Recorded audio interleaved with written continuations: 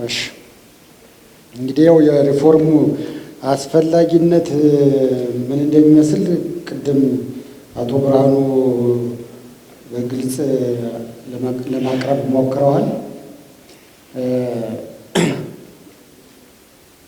ኦልሞስት አሁን እናንተ የመጨረሻው መድረክ ማለት ነው የጠራ ነው። እስካሁን ድረስ በጣም ብዙ መድረኮችን ብዙ ተሳታፊዎችን ጠርተን በዚህ ጉዳይ ላይ ተወያይተናል። ግን ደግሞ በዋናነት ደግሞ የመጨረሻዎቹ ዋናው ቁንጮዎች እና ወሳኞች የቦርድ አመራሮች ናችሁ። ምክንያቱም የቦርድ አመራር ብቻ ሳይሆን ባለቤቶችም ናችሁ። ስለዚህ በጉዳዩ ላይ ማመን ተገቢ ነው። ቅድም እዚህ መጨረሻ ላይ ያነሳቸው 3 ደብሊው ያስቀመጣቸው የፖለቲካ ፈቃደኝነት፣ የተቋሙ ፈቃደኝነት እና የህዝቡ ፈቃደኝነት ሚል በግልጽ አስቀምጧል። የህብረት ስራ ማህበራት ባለቤቶች እናንተ ናችሁ። እናንተ ካላመናችሁ፣ እናንተ ሌላውንም ካላሳመናችሁ በፈቃደኝነት ላይ የተመሰረተ ማህበር እንደመሆኑ መጠን ማንም ሄዶ ገብቶ በዚህ ሁኑ እንደዚህ ሁኑ ሊል አይችልም። አንዱ ትልቁ ችግር የህብረት ስራ ማህበራት የምታውቁት ከአፄ ኃይለ ሥላሴ ጀምሮ የተደራጁ ናቸው ብለናል አይደል? አሁን ወደ 63 ዓመታትን አስቆጥረናል ብለናል። በ1953 ነው እንግዲህ የህብረት ስራ ማህበር በተለያዩ ድንጋጌዎች እንዲቋቋም የተደረገው። ግን መጀመሪያውንም ሲቋቋሙ ከተቋቋሙበት ዓላማ ውጭ የመንግስትን ፖሊሲና ፕሮግራም ፖለቲካ ማስፈጸሚያ ሆነው ሲያገለግሉ ነው የቆዩ ብለናል። በተለይ ደግሞ በደርግ የአምራቾች የህብረት ስራ ማህበር የሚል መጥቶ አጠቃላይ የህብረት ስራ ማህበራትን ገጽታ አበላሽቶ ሄደ። ስለዚህ በዚያ መሰረት የህብረት ስራ ማህበራቶች ሲባሉ ጠቀሜታቸውን ሳይሆን ጉዳታቸውን ነው ሰው የሚያስታውሰው። ከዚያ መውጣት አለበት። ሁሉም ሰው በአንጻራዊ ከመንግስት ነፃ ሆነው ሊንቀሳቀሱ የሚችሉበት ሁኔታ መፈጠር መቻል አለበት። ይህ የሚሆነው ደግሞ በራሳቸው ተጠናክረው አቅም አጎልብተው ተገዳዳሪ ሲሆኑ ነው። አሁን አይታችሁ ከሆነ እንኳን ተገዳዳሪ ሊሆኑ የሚችሉ እናንተ አምራች ናቸው አይደል? መሬቱ በእናንተ ነው አይደል? ነው። ሰብሉስ የእናንተ ነው አይደል? ተጠራጠራችሁ እኮ። አዎ በሉ እንጂ። ጉልበቱስ የእናንተ። ማን ነው ግን እየተጠቀመበት ያለው? እናንተ የምታመርቱትን ምርት ነጋዴው አይደል? ለምን ተቋቋማችሁ? መጀመሪያውን ስትቋቋሙ እኮ ይህንን ያመረታችሁትን ምርት ሰብስባችሁ ከአባሎቻችሁ ሰብስባችሁ በተመጣጣኝ ዋጋ አባሉ አርሶ አደሩ ሳይጎዳ ማንም ህገወጥ ነጋዴና ደላላ ሳይገባ እናንተ ለተፈለገው ዓላማ እንድታውሉ ነው አይደል? ግን እናንተ ዋጋ ወሳኝ እኮ አይደላችሁም። ዋጋ ተቀባይ ሆናችሁ እንዲያውም ይመጣና በዚህ ዋጋ ነው የምትሸጥ ነው የሚላችሁ እንጂ አይ እኔ በዚህ ዋጋ ነው የምሸጥ ዞር በል አትሉም እኮ። እናንተ መሆን ያለበት እኮ ምርቱ የኔ ነው፣ መሬቱ የኔ ነው፣ ጉልበቱ የኔ ነው። ያመረቱትን ምርት ማንም ሰው አካባቢዬ ሊመጣ አይችልም። ከፈለክ ደግሞ በዚህ ዋጋ ነው መግዛት ያለብህ ብላችሁ መወሰን ያለባችሁ እናንተ ናችሁ። እናንተ ግን አሁን ሌላ ይመጣና በዚህ ዋጋ ነው የምገዛህ፣ በዚህ ዋጋ ትሸጥልኛለህ፣ ዋጋ ተቀባይ ሆናችሁ አይቻልም። እንደዚህ አይነት ያ ከሆነ ገበሬውን እየጠበቃችሁት አይደለም፣ ለተቋቋማችሁበት ዓላማ መሰረት የሆናችሁ አይደለም ማለት ነው። ስለዚህ የህብረት ስራ ማህበራት መጠናከር አለባቸው። መሬቱ ምኑ እያለ እስቲ አሁን የጤፍ ስንት ነው የገባ? 11 12 አንደኛ ደረጃው ነጋዴው ስንት ነው የሚሸጠው?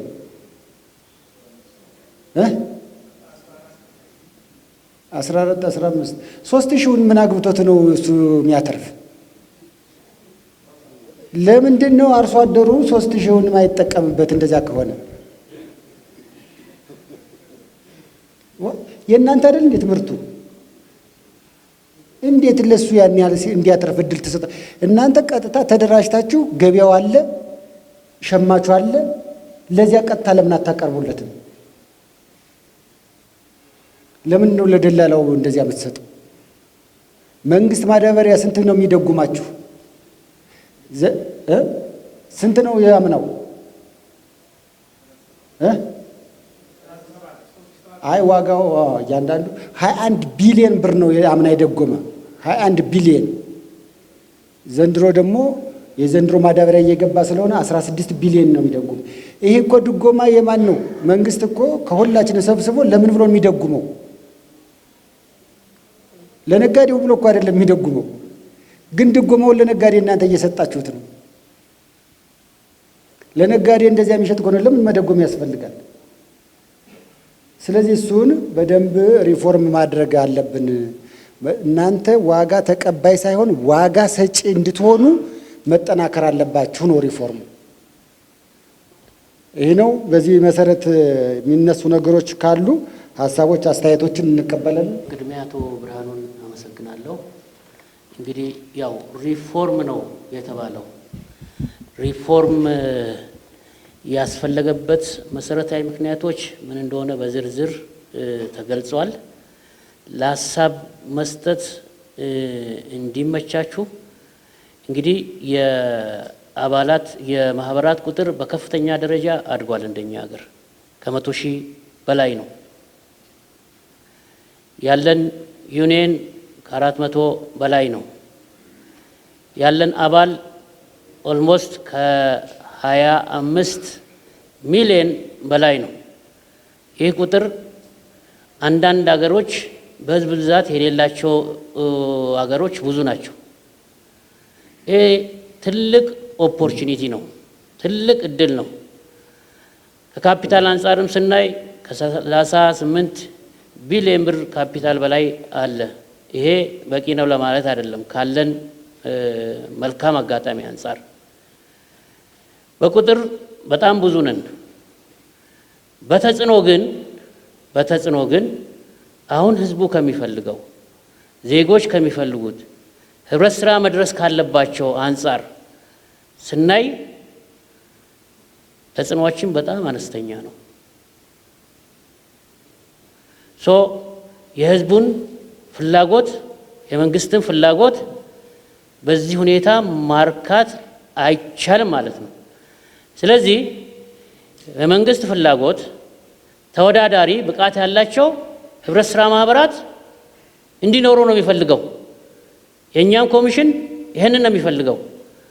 በቁጥር ትንሽ በተጽዕኖ ትልቅ የሆኑ በርካታ አባላት ያላቸው በርካታ ካፒታል ያላቸው ፕሮፌሽናል የሆኑ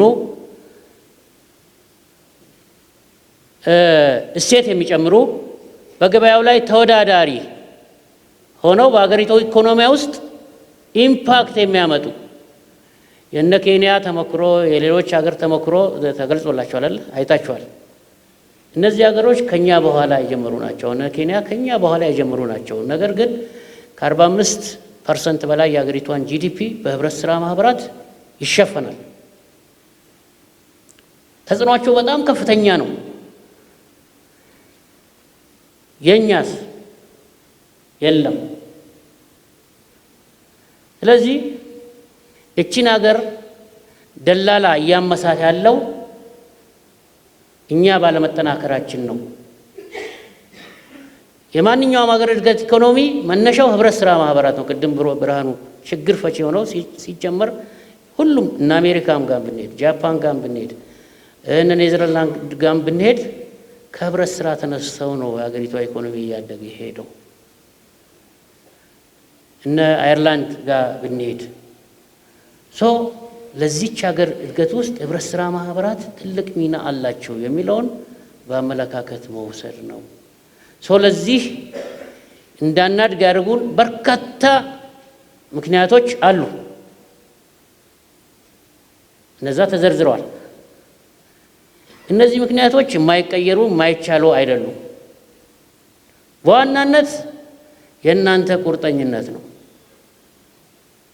አሁን ባለቤቶቹ እናንተ ናቸው። ሌላው ደጋፊ ነው። እኛ አሁን መንግስት ደጋፊ ነው። ሌላ ሀገር መንግስት ሚናው ሬጉሌት ማድረግ ብቻ ነው ሚናው። የገበያ ትስስር በለው፣ የኤክስቴንሽን ስራ በለው፣ ስልጠና በለው፣ የአገር ውስጥ የውጭ ገበያን ትስስር በለው ሁሉን ስራ የሚሰሩት ማህበራቶቹ ናቸው በራሳቸው። ኦዲት በለው ሁሉን ነገር በራሳቸው ነው የሚሰሩት በሁለት እግር ቆመው። እኛ እስከ መቼ ነው የመንግስት ጥገኛ ሆነን የምንቀጥለው? እኛ እስከ መቼ ነው ጠባቂ ሆነን የምንቀጥለው? በሀብታችሁ ላይ ባለቤት መሆን መቻል አለባችሁ። ሪፎርሙ ማለት ይሄ ማለት ነው። ራሳችሁን መቻል አለባችሁ። በሀብታችሁ ላይ ወስኑ ማለት ነው። ሪፎርም ማለት ይሄ ነው። ለዚህ መጀመሪያ ወደ ውስጥ ማየት ያስፈልጋል ማለት ነው። ራሳችሁን ወደ ውስጥ በደንብ ማየት ያስፈልጋል። ለምሳሌ 3፣ 4፣ 5 ዓመት ኦዲት የማይደረግ ጠቅላላ ጉባኤ የማይጠራ ሪፖርት የማያቀርብ መሰረታዊ ማህበር 50 እና 60 አባል ይዞ ለስም ያለ ከሆነ ይሄ ሪፎርም መደረግ አለበት ማለት ነው። እንዴት ነው ሪፎርም የሚሆነው? ለዚህ ስትራቴጂ ተዘጋጅቷል። ተመሳሳይ በአንድ ወረዳ ላይ 5፣ 6፣ 7 ተመሳሳይ ስራ የሚሰሩ ግን ምንም ኢምፓክት የማያመጡ አባሉን ተጠቃሚ የማያረጉ ለስም የተደራጁ ይሄ ተመልሰው ራሳቸውን ሪፎርም ማድረግ ወደ አንድ ሰብሰብ ብለው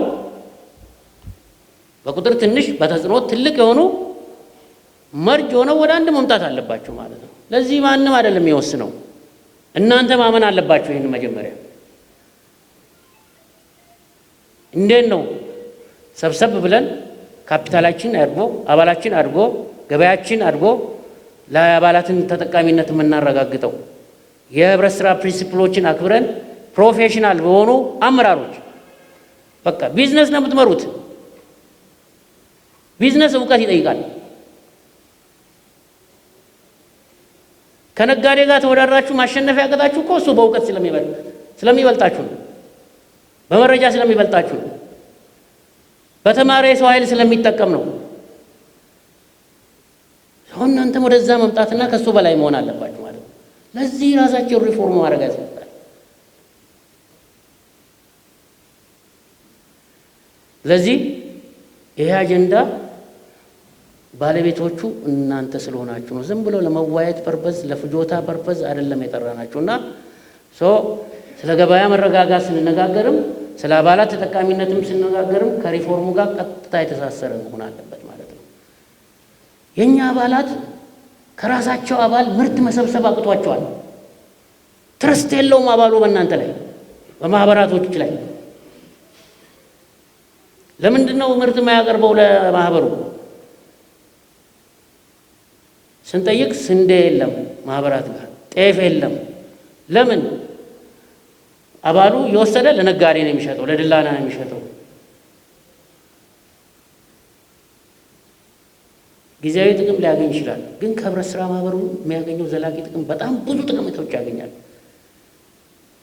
እሱ ላይ ምንድነው ጉለታችን የሚለውን ነገር ተመልሰን አይተን አባላችን ከሸሸን ለትንንሽ ረፍራፊ ብር ብሎ ከሸሸን ሆይ መንግስት ብዙ ጥቅም እየሰጠው ነው። ከማዳበሪያ ድጎማ ጀምሮ፣ ከኤክስቴንሽን ጀምሮ፣ ከገበያ ትስስር ጀምሮ በርካታ ተጠቃሚ የሆኑ ነገሮች እየሰጠ ነው። ይሄ ሁላ ጥቅም ነው። ይህን በመስራቱ ነው ይህን ጥቅም እያገኘ ያለው። ይሄ ድጋፍ ስለተደረገለት ነው ይህን ጥቅም እያገኘ ያለው። በዛ ልክ ወስደን በሪፎርሙ ላይ ግልጽ ያልሆኑ ነገሮችን በደንብ አንስታችሁ በደንብ ተወያይታችሁ ነገ ወደ ታች ስትወርዱ የምትፈጽሙት ነምበር 1 በራሳችሁ ላይ ነው ሪፎርም አካሄድ ያለባችሁ። በቃ እዚህ ቦታ ላይ ፊት የሚያደርግ ሰው ካለ እኔ እዚህ ቦታ ላይ ፊት አላደርግም፣ እከሌ ነው ፊት የሚያደርገው ለጋራ ጥቅም ማህበሩ እንዲያል እከሌ ቢሆን የተሻለ ይሆናል፣ እኔ ደግሞ እዚህ ቦታ ሆኜ እደግፋለሁ፣ ከዛ ሁላችንም እንጠቀማለን። ወደዛ መምጣት አለበት ማለት ነው። ብቃት ያለው ሰው ወደዚህ መምጣት ወደፊት ለፊት ማምጣት አለብን ማለት ነው። ከሌብነት ከሙስና ንጹህ መሆን አለብን ማለት ነው። ለዚህ ጠንካራ አመራር ያስፈልጋል ማለት ነው። ባለቤቶቹ እናንተ ናችሁ። ስራ አስኪያጅ የምትቀጥሩት እናንተ ናችሁ። ስራ አስኪያጅ የእናንተን ስራ እንዲሰራላችሁ ነው የምትቀጥሩት። ባለቤቶቹ ግን እናንተ ናችሁ። ቦርድ መሪዎች ናቸው። ከእናንተ በላይ ስለ ማህበራት ተቆርቋሪ የለም። ማህበሩ እንዲያድግ የማይፈልግ የለም። ስለዚህ ሪፎርም ሌላ ቦታ እንዳትጠብቁ ከራሳችሁ ጀምሩ።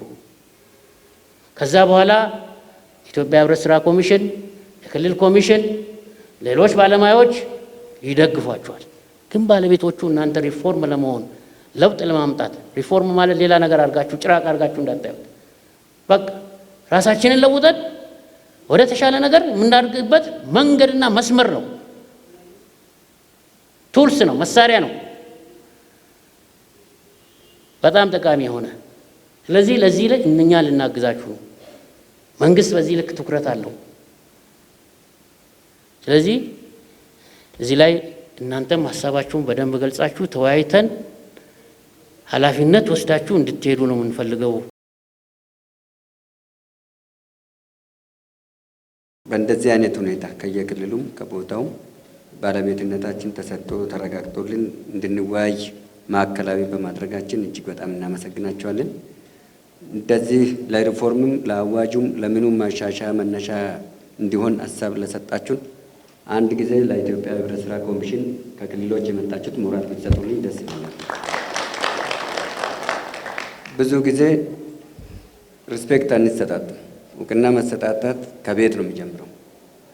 ራሳችን ስናከብር ስናስከብር ሌላው ያከብረናል።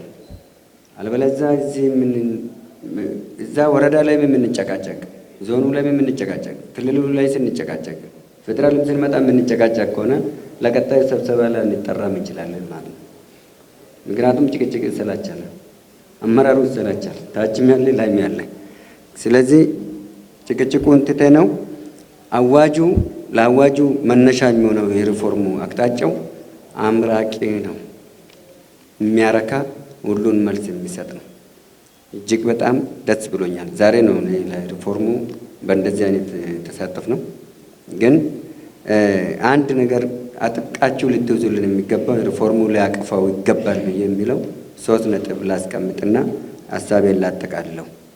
አንደኛ፣ የትኛውም የህብረት ስራ ኮሚሽኑ ስብሰባ ሲጠራ ኮንትሮል አድርጎ የሚጠራ ሰው በትክክል በኮሚሽን ደረጃ ራሱ እርግጠኛ ሆናችሁ አቋም ይዛችሁ ማጽናት አለባችሁ። ምክንያቱም ሁል ጊዜ ሰዎች ሞራል ይነካል።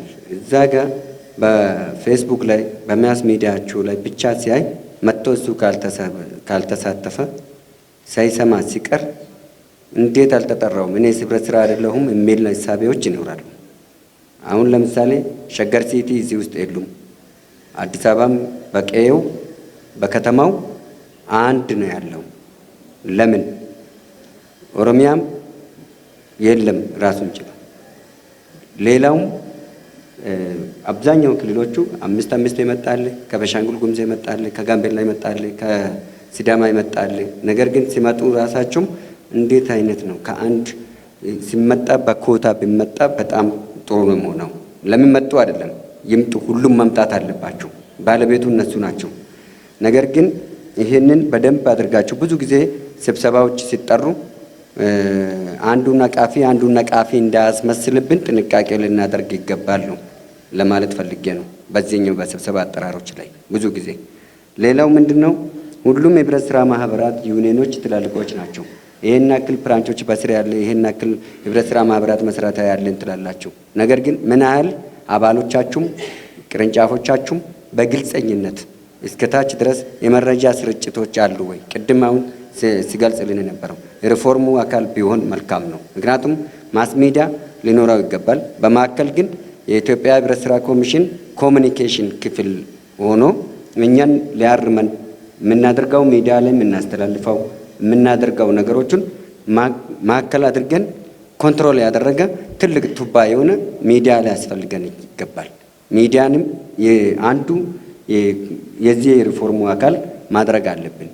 ሌላው ማድረግ ያለባቸው ሪካርድ ላይ ነው። ሪካርድ መዝገብ ቤቶቹን ከኢትዮጵያ ህብረት ስራ ኮሚሽን ጀምሮ ክልሎች ላይ ብቻ ያለ ሳይሆን እኛ ህብረት ስራ ማህበራትም ጭምር ይህ ሰነድ አያያዛችን ማዘመን አለብን። ምክንያቱም የአንዳንድ ህብረት ስራ ማህበራት ፋይሎች ወጥቶ በየቦታ የሚዝረከረክበት ሁኔታዎች አሉ። ይህን ከዚህ በፊት ያስታውሳሉ፣ ያውቃሉና የተከበሩ ክብር ምክትል ኮሚሽነር አቶ አብዴ ያውቃሉ።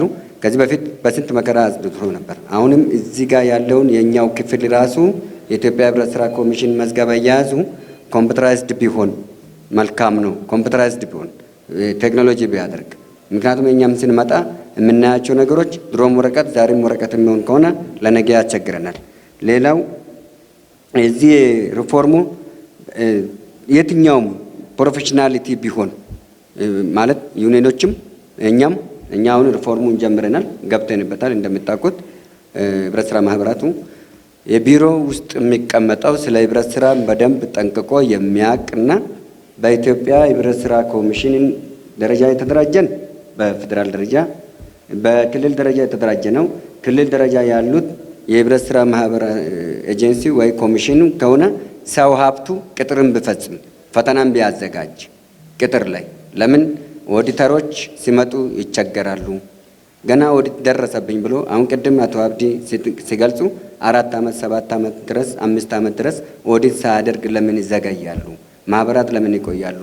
እንዴ የሆነ እኮ ኢንስፔክት ልናደርግ እንመጣለን ብሎ ሲል እኮ ስንቱ ነው ላቡን ቀን ተሌሊት ጭንቅ ውስጥ የሚያድረው። ከዛ በኋላ ስልኩን ዘጋግቶ ይጠፋበታል። ሲሰቃይ እናንተ ጋር ሪፖርት ያደርጋል። አጥቻለሁ በቃ ብሎ ይተዋል። እናንተም ዝም ትላላችሁ ስራ ብዛት ስለሚኖርባችሁ። ስለዚህ ማድረግ ያለብን ምንድነው?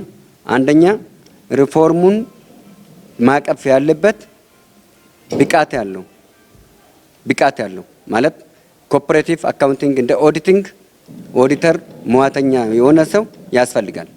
ለህብረት ስራ ማህበራት የሚያስፈልገው አካውንቲንግ ኮኦፐሬቲቭ አካውንቲንግ እንደ ኦዲቲንግ ሙያተኛ በየዩኒየኖቹ ቢኖር በየሳምንቱ ሁል ጊዜ ሂሳብ እየዘጋላቸው ስለሚሄድ በአመት ሲመጣ የመጀመሪያውን ወር የመጀመሪያ 10ኛ ወር ላይ ልክ በ30 ሳይደርስ እንደ ማንኛውም ተቋም እያዘመን የሂሳብ አሰራራችን እየዘጋን ብንሄድ የመጨረሻ ጥሩ ይሆናል። አንደኛ ለብድሩም በር ይከፍታል። ሁለተኛ የህብረት ስራ ኮሚሽኑም አፍ ሞልቶ ማህበራት አሉኝ ብሎ ለመናገር ይችላል ማለት ነው። ኦኔ ይኖረዋል። አንድ ይሄ ነው። ስለዚህ በተቻለ መጠን ይሄን ብናደርግ፣ ሌላው ጣልቃ ገብነት የሚለው ነገር ላይ አጥብቃችሁ ልትይዙልን የሚገባ እናንተ ስትከበሩ እኛ እንከበራለን። ወደርንም ጠላንም የኢትዮጵያ ህብረት ስራ ኮሚሽን ሲከበር፣ ጠርዙ ሲጠበቅ፣ ሞዴል ደንባችን ሲከበር፣ አዋጁ ሲከበር፣ አመራሩ ሲከበርልን፣ መንግስቶቻችን ብለን እኛ ስናከብር ታች ያለው በየዞኑ ያከብራል። እኛ ልናከብር ይገባል። ህብረት ስራ ኃላፊዎችም በየደረጃ ያሉትን ማክበር አለብን፣ ማማከር አለብን። ችግራችን በቅርበት መነጋገር አለብን። የአፕሊኬሽኖችን ወይም ደግሞ የዚህ ሌተሮችን ደብዳቤዎችን ምናምን መለዋወጫውን ሪፖርት ምናምን የምናደርገው ነገሮችን እቅድና በጀቱን የምናደርገውን ዘመናዊ ብናደርግና ቴክኖሎጂያዊ አቀባበል ብናደርግ ማለት በሲስተም ማዕከል ሆኖ በመረጃ ሲስተም ቋት ተደርጎ እንደዛ ቢደረግ ይሄም የአንዱ የሪፎርሙ አካል ቢሆን የዚህ ሳኮ የሚባለውም በደንብ ቢስፋፋ ሁሉም ነገሮች ጥሩ ነው። አቅፎ አለ ለመንካት ብዬ ነው እንጂ ነገር ግን ሁሉም ክልሎች ለክልል የሪፎርም ዋናው አካል መሆን ያለበት የሚለው አሁን ለምሳሌ ፌደራል ላይ ያለን ሌሎች ክልሎች ላይ እየሄድን ልምድ ልውውጥ ብናደርግ ተሞክሮን ብንለዋወጥ ሌሎች የተዋደቁትን ህብረት ስራ ማህበራት የተዳከሙትን ክልሎች ላይ ጠንካሮቹ እየሄደ ያኛው ደካማ ጎኑን ይማማራል።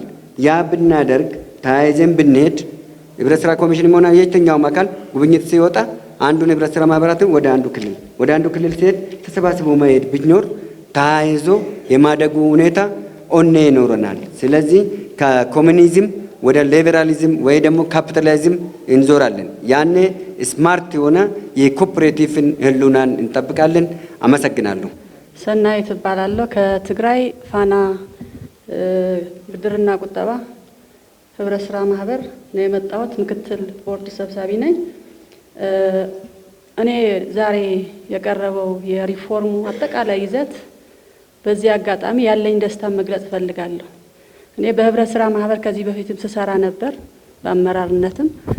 የህብረት ስራ ማህበር እይታ በማህበረሰቡም በአመራሩም ያለው ጥቅምና እይታው የተለያየ ነው።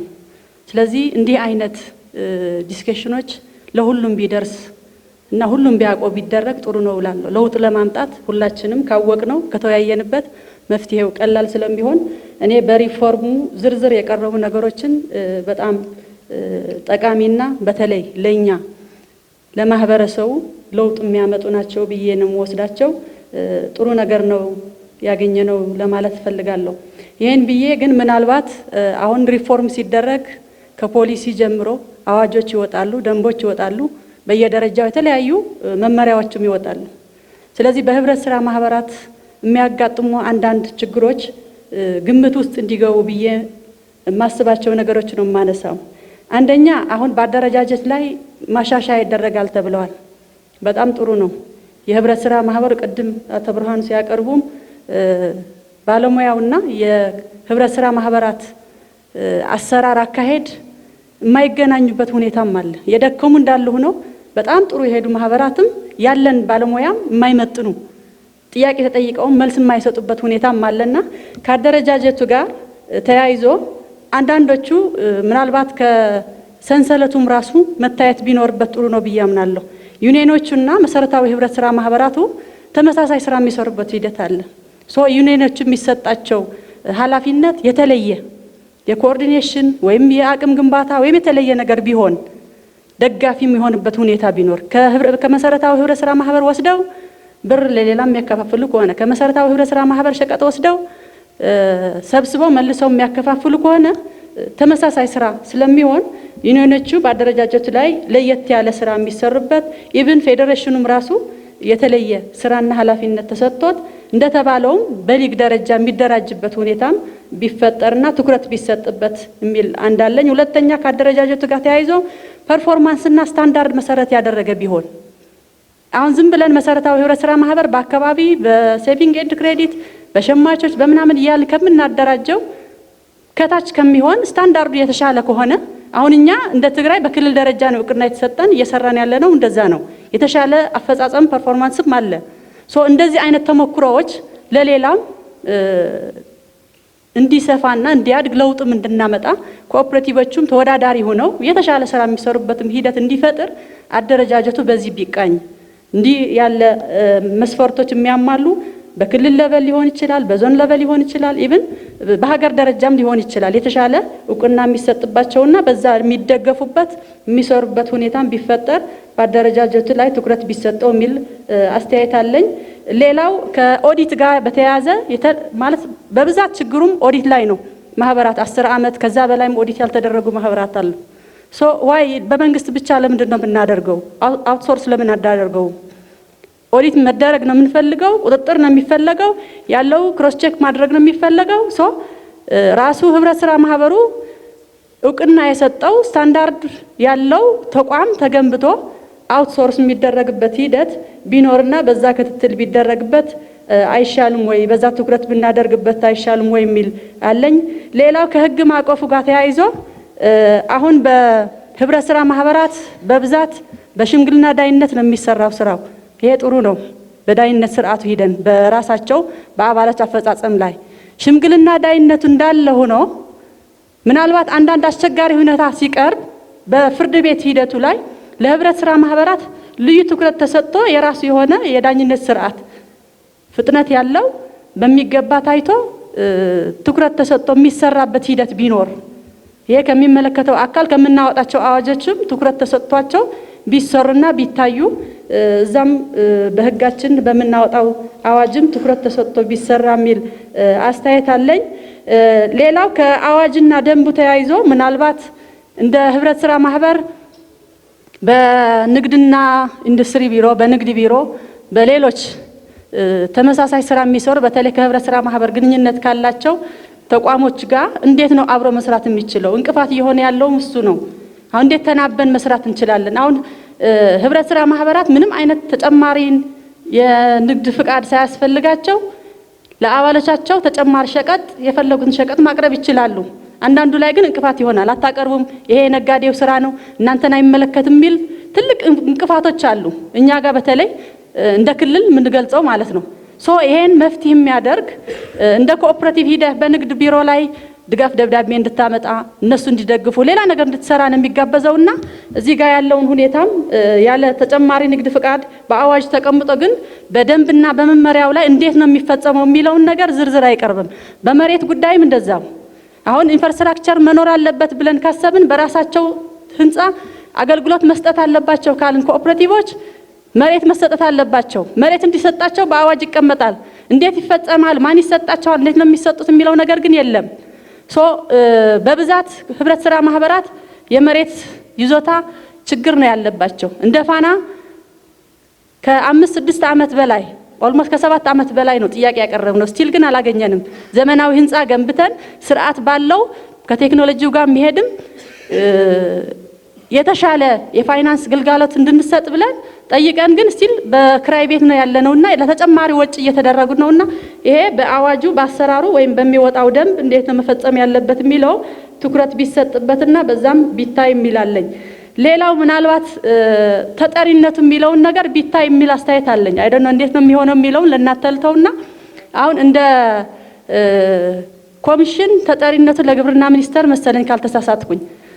ዋይ ኖት ለፓርላማው ያለውን ችግር አቅርቦ ከህብረተሰቡ ጋር ተወያይቶ ከሚመለከተው አካልም መፍትሄ እንዲያገኝ ለምንድን ነው ወደ ፓርላማው ቀጥታ ተጠሪነት የማይኖረው? በግብርና ስር ሆኖ የግብርና ስራ እና የኮኦፕሬቲቭ ስራ አይደል ነው ሁሉም ሂውጅ ናቸው፣ ለህብረተሰቡም በጣም ጠቃሚ ናቸው። ቀጥታ ተጠሪነቱ ለፓርላማው ለምን አይሆንም? በዚህ ሂደት ላይ የታየ ነገርም ካለ ትኩረት ቢሰጥበትና የተሻለ መፍትሄ የሚገኛል የሚለው እምነት አለኝ። ምናልባት አንድ ነገር ለማንሳት በመጨረሻ ላይ ቅድም አቶ ብርሃኑ ሲያስቀምጡ እነዚህ መሰረታዊ የሆኑ የኮኦፕሬቲቭ ፕሪንሲፕሎች አስቀምጠዋል። ባይዘወይ ይሄን ባለማድረጋችን ነው እንደ ኮኦፕሬቲቭ እየደከምን ያለ ነው። እነዚህ ፕሪንሲፕሎች ብንተገብር የተሻለ ማህበር መፍጠር እንችላለን። እንደ ፋና በተለይ አሁን ማስተማር የሚለውን ነገር አንድ ኢቨንት ልውሰድ። እንደ ፋና እኛ 115 ጊዜ ለአባሎቻችን ስልጠና ሰጥተናል። 115 ጊዜ ነው ሁሉም አባል ከ24000 አባል በላይ አለን። ይሄ አባል ስለ ፋና ምንነት፣ ስለ ህብረት ስራ ማህበር ምንነት ያለው አሰራር መመሪያው፣ አዋጁ በስርዓት እንዲያውቅ የማድረግ ግዴታው ስላለብን ይሄን ስለሰራን ነው ጠንካራ ማህበር መፍጠር የቻልነው። እነዚህ 7ቱም የተቀመጡት ፕሪንሲፕሎች ብንተገብራቸው የተሻለ ማህበር መፍጠር እንችላለን። ያለውም ችግርም ማየት እንችላለን። ይሄ የሚሆነው ግን እኔ ስትራክቸራችንም ምናልባት አሁን በሪፎርሙ ስለሚካተት ያለው ችግር የማህበራቱ ብቻ ግን አይደለም። የመንግስት መዋቅሩም ራሱም ችግር ነው። በኮኦፕሬቲቭ ያለው አስተያየት በኮኦፕሬቲቭ ላይ ያለውም ድጋፍ እይታ በጣም የወረደ ነው። ከአመራሩ ጭምር ነው የሚጀምረው። ለኮኦፕሬቲቭ የሚሰጠው ትኩረት የተለየ እንዲሆን ስትራክቸሩን ማስተካከል፣ አቅሙን መገንባት፣ የተሻለ ማህበራትን በመፍጠር ለውጥ ማምጣት ይቻላልና እኔ አሁን የተሰጠን የሪፎርሙ ይዘትና አጠቃላይ ሁኔታዎቹ በጣም ጥሩ ናቸው። በቀጣይም ወደ ተግባር ሲገቡ ከዚህ የተሻለ የምንሰራበት ሁኔታ ይፈጥራል የሚል እምነት አለኝ። አመሰግናለሁ። ማስረሻ ቀለቡ እባላለሁ። ከአማራ ክልል የርብ ዩኒየን የገንዘብ ቁጠባና ብድር ዩኒየን የቦርድ ሰብሳቢ ነኝ። ምናልባት ይህን ሳቀርብ ሪፖርቱ በቀረበው ወይም ጥናቱ በቀረበው መሰረት ሪፎርሙን ከሚቀበሉት አካል አንዱ ነኝ ብዬ ራሴን በማመን ነው። ቅድሚያ ይሄን ብዬ ምናልባት ከተሰጠው ማሳሰቢያ አንጻር እንደው ወደፊት ስጋቶቻችን ከማስቀመጥ አንጻር አብሮ ሪፎርሙ እንዲያያቸው የምፈልጋቸውን ነገሮች ለመጠቆም ከማሰብ ነው። ከዚህ አኳያ እኔ ምናልባት እስካሁን ስናማው የነበረው ባለቤት አጥቷል፣ ተቋም የራሱ ተቋም ሊኖረው ይገባ ነበር፣ ምናልባት መንግስትን ተገዳዳሪ እንዳይሆኑ ከመፈለግ ይሆን የሚል ስጋቱ ነበረን። ይህን ስጋት ሊያስወግድ በሚችል መንገድ እነዚህ ተቋሞች በኢኮኖሚው ዘርፍ ሊያበረክቱ የሚችሉትን አበርክቶ ግምት ውስጥ አስገብቶ ይሄ ጥናት መጀመሩ ለኔ በጣም ትልቅ ደስታ ነው።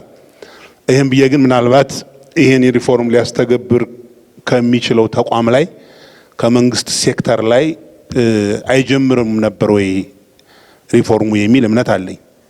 ምክንያቱም በየወረዳችን በየአካባቢያችን እኒህን ተቋማት ከማደራጀት ከማጠናከር ገበያ ትስስር ከመፍጠር ጀምሮ ያሉት የመንግስት ሰንሰለቶች ከኦዲትና ከኢንስፔክሽንም ጨምሮ ማለት ነው በዚህ መጠን እኒህን ተቋሞች ሊደግፍ የሚችል ቁመና ላይ ናቸው የሚል እምነት ስለሌለኝ ማለት ነው።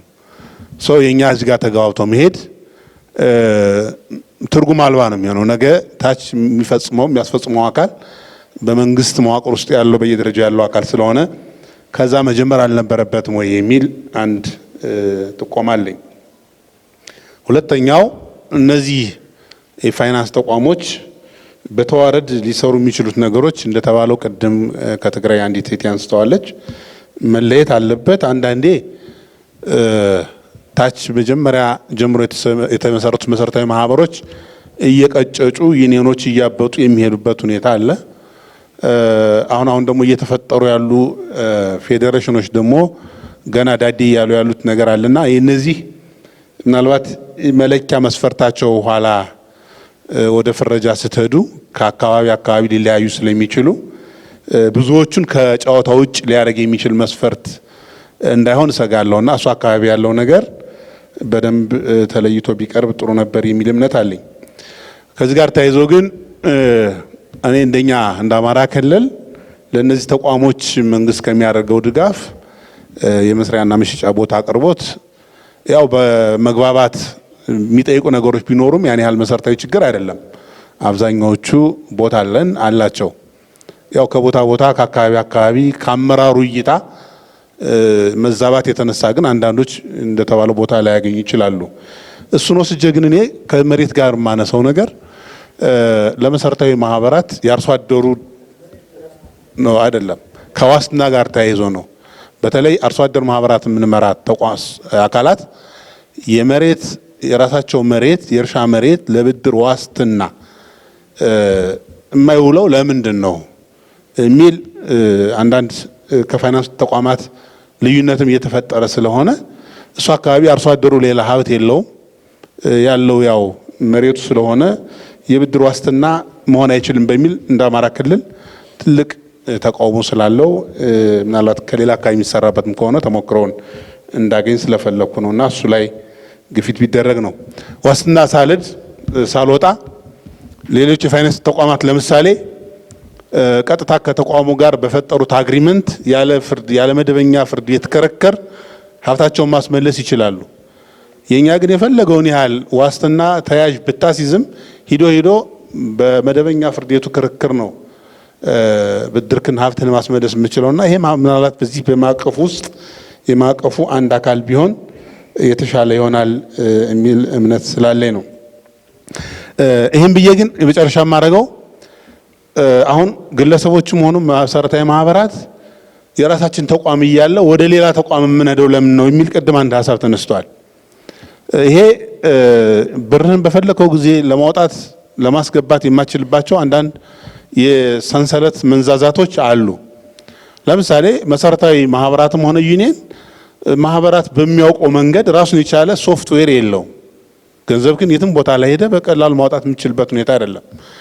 እንደውም በዚህ አጋጣሚ አሁን እኛ ዩኒየን ጋር የሆነ ሶፍትዌር ዴቨሎፕ ተደርጎ ፌዴራልን በሚያውቀው መንገድ ለማሰራት ታስቦ በተለያዩ መሰናክሎች ነው የቆመው እና ማህበራት እንዲህ አይነት ሶፍትዌሮች ላይ ዴቨሎፕ አድርጎ ካላስተሳሰረን ገንዘብክን በቀላል ወደምታወጣበት ተቋም መሄዱ የሁሉም አማራጭ ሊሆን ይችላል ማለት ነው እና እዚህ አካባቢ ያለ ያልተስተካከለው ነገር እና የውስጥ ሰራተኞቻችን የምናበቃባቸው አንዱ የፕሮሞሽን አካል የሆነው የብድር ስርዓት በአነስተኛ በተመጣጣኝ ወለድ ስለማይሰራ የኛ ተቋም ብዙ ኢንቨስት አድርገንባቸው እየፈለሱ ነው የሚሄዱት። ያው ሰው አዳጊ ነው መፍለሱ ችግር አልነበረውም፣ ግን እዛ ላይ ተረጋግቶ ይሄን መዋቅር ሊሸከም በሚችል መጠን ተቋሙን ወዶ እንዲኖር እዛ አካባቢ ያሉ የተቋሙ ሰራተኞችም ልናበረታታ የምንችልባቸው አሰራሮች አብሮ የማቀፉ አካል ቢሆኑ ለማለት ነው። ጨርሻለሁ። አመሰግናለሁ። ዩኒየን ፍቃዱ ይባላለሁ። እንደተነሳ ሪፎርሙ በጣም አስፈላጊ ነው። ይሄ ምክንያቱ ኢኮኖሚያዊና ፍትሃዊ ተጠቃሚነት ህብረተሰቡ እንዳያገኝ የሚያደርጉ አንዱ ህብረት ስራ ማህበሩ አደረጃጀቶች ሁሉ ዩኒየንም ይሁን ፌዴሬሽን የመሰረታዊ የስራ ሸማቾቹም በስርዓቱ እየሰሩ ስላልሆነ እነዚህ ሁሉም ከግቡ እያደረሰ አይደለም ማለት ነው። ስለዚህ እነዚህ ማስተካከልና አደረጃጀቶቹ ሪፎርሞቹ መሆናቸው እንደግፋለን። እንዳውም ቆይተዋል ይሄንን እና ግን አንዳንድ ሀሳቦች እዚህ ላይ አደረጃጀቶቹን ሪፎርም የሚደረጉ ላይ የመጀመሪያ ላይ ታሳቢ ስናደርግ ከተቋሙ ራሱ ኮሚሽኑ ራሱ የተጠሪነት ጉዳይ ነው። ቅድም እንደተነሳ እሱ ነው መጀመሪያ ሪፎርም መደረግ ያለበት። አሁን ቅድም እንደተነሳ አንዱ ግብርና ሚኒስቴር ጋር አለ፣ ሌላ ደግሞ ንግድ ሚኒስቴር ሲባል ነበረ፣ ቀጠናና ንግድ ሚኒስቴር ትስስር የሚባል አለ ስማቸው እና አሁን ወሳኝ እየሆኑ ያሉ እንዳውም ከተማ ላይ ንግድና አደረጃጀቶች ናቸው እዛ ላይ ያሉ ማለት በጣም ወሳኝ የሆኑ እንዳውም ከአደራጅ ተቋም በላይ እያንዳንዱ የሚሰራ አገልግሎቶች ላይ እነሱ ናቸው ወሳኝ የሆኑ። ወደ ክፍለ ሀገር ስንሄድ ደግሞ እነዚህ ግብርና ላይ የሚገናኙ አደረጃጀቶች ናቸው ወሳኝ የሚሆኑ። ስለዚህ ይሄኛው ተቋሙ ራሱ መደራጀት አለበት ነው። ፌዴራል ሲሆን በራሱ ራሱን ችሎ በካቢኔ ተጠርቶ የካቢኔ አባል መሆን አለበት ነው፣ ወይ ደግሞ በሚኒስትር ደረጃ መዋቀር አለበት። ይሄኛው ስንል ደግሞ ይሄን የሚመለከት አካል መኖር አለበት። እነዚህ አስተያየቶቹ ስቴት ወርክሾፖቹ ሲካሄዱ ራሱ ይሄን የሚመለከት አካል አሁን የተቋም ብቻ ስናደርግ እናንተም ስትመለሱ የእናንተ ጥያቄ ብቻ ሊሆን ይችላል። የህብረተሰቡ መሰማት አለበት እነሱ ጋር አደረጃጀቱ ጠንካራ ሆኖ በፌዴራል ደረጃ በክልል ደረጃ በየተዋረዱ እስከ ወረዳ ደረጃ ጠንካራ ሆኖ መውጣት አለበት። ስለዚህ የመጀመሪያ ከአደረጃጀቱ ከቢሮ ከመንግስት መነሳት አለበት፣ ተሰሚ መሆን አለበት። ሌላ በዚህ ጋር የሚያያዝ ህጎችና ፖሊሲዎች የሚወጡ እነዚህ ህጎች ማዕቀፎች በደንብ ቅድም ከመቀሌ ያነሳችሁ እንዳለ እሱ በደንብ መሰራት ራሱን ችሎ አሁን ፖሊሲ ስትራቴጂም ሲወጣ አሁን አንዱ ንግድ ውስጥ ይወጣል፣ በራሳቸው ነው ቢያዝድ የሚያደርግ። ሁለተኛ ደግሞ ወይ ግብርና ሚኒስቴር ውስጥ ሊወጣ ይችላል። አመራር አንድ ቀና አስተሳሳቢ የሚያስብ አመራር ሲመጣ ጥሩ ሊሆን ይችላል፣ ድጋፍ ነው። ሌላ ጊዜ ደግሞ በህግና በአሰራር ካልታሰረ ይሄኛው ራሱን ችሎ የራሱን ፖሊሲ ካላወጣ በሸማች ዙሪያ ችግር ስለሚሆን እነዚህ ሲወጡ ራሱ ፖሊሲና ስትራቴጂ ሲወጥ በራሱ በጣም ጥንቃቄ መደረግ አለበት። እነዚህ ሲደራጁ ሌላ እነዚህ ሪፎርሞች ላይ ሰነዶቹ ለምሳሌ ይሄኛው አደረጃጀቶቹን ሁሉም ይደግፋል፣ ባይ ዲፎልት የሚታወቅ ነው። ስለዚህ ሪፎርም ሰነዶቹ መውጣትና አንድ ላይ እንዳውም ማየት ነበረበት። 2 ቀን ነው ማለት ነው። አስፈላጊ ነው፣ ሪፎርሙ አስፈላጊ ነው። ከዛ በኋላ ምንድነው የተሰሩ ስራዎች እነዚህ መዋቅሮች የተፈለጉ ስለሆነ በዛም ላይ ግባት ማሰባሰቡ መኖር ነበረበት አደረጃጀቱ ላይ ማለት ነው። ስለዚህ እያንዳንዱ እንትን ላይ መደራጀት አለበት። እነዚህ አደረጃጀቶች ላይ አሁንም ቅድም ጥናቱ እንዳነሳ ፌዴሬሽን ላይ ተጠያቂ የሚሆን እነሱን የሚወክልልም ፌዴሬሽኖቹ ራሱ ተበታትነው ነው ያሉት ማለት ነው። የሸማችም ሌላ፣ የግብርና ሌላ፣ የብድርና ቁጠባ ሌላ፣ እነሱን የሚወክል አደረጃጀት መኖር አለበት። ሌላ አደረጃጀቱ ሲጠናና ለህብረተሰቡ ይቀርባል ብለን እናስባለን። አንድ ላይ ቢመጣ ጥሩ ነበር ሁለቱም። ወደ ታች ስንሄድ ዩኒየን ጋር ስንደርስ ለምሳሌ የአዲስ አበባ ከተማ አስተዳደር ቢመጣ ጥሩ ነበረና በየክፍለ ከተማ ነው ዩኒየን፣ በየክፍለ ከተማ 11ቱ መስሩም ክፍለ ከተማ ላይ የሸገር ላይ ለምሳሌ የተወሰነ ይሻላል። 12ቱም ክፍለ ከተማ ላይ አንድ ዩኒየን ነው። አንድ ብቻ አስፈላጊ በቂ ነው። ለአዲስ አበባ 2 ወይ 3 ወይ 1 በቂ ነው አደረጃጀት ማብዛት ማለት። ወደ ታች ሲሄድ ደግሞ አንዳንድ ወረዳ ላይ አንዳንድ ብቻ የሚሆን አለ አደረጃጀቶቹ ማለት ነው። በቀበሌም ቢሆን በወረዳ አንዳንድ ብቻ የሚያስፈልግ ሆኖ ግን ተበታትነው በየማህበሩ በየጉራንገሩ ምንም ስራ የማይሰሩ ማህበራት አሉ፣ መሰረታዊ ማህበራት በዘመድ የተደራጁ ማለት ነው። ስለዚህ እነዚህ በጣም ተጣርቶ ማለት ነው እስከ ቀበሌ እስከ ወረዳ መሰራት አለበት። በከተማም በገጠርም በኮንቴክስቱ በደንብ መደራጀት አለበት ነው። እያንዳንዱ አደረጃጀቱ ይሄኛው 5 ዓመት ይፈጃል የሚል ነው። ይህ አደረጃጀት ሪፎርም መስራት ይሄን አይል የሚፈጅ ከሆነ በጣም ሌላ ፖሊሲ ወይ ደግሞ ሌላ ሲቀየር ይቀየራል ማለት ነው። ይሄ 3 ዓመት 6 ወር ቢበዛ በጣም በቂ ነው አደረጃጀቱ ጥናት ለማካሄድ።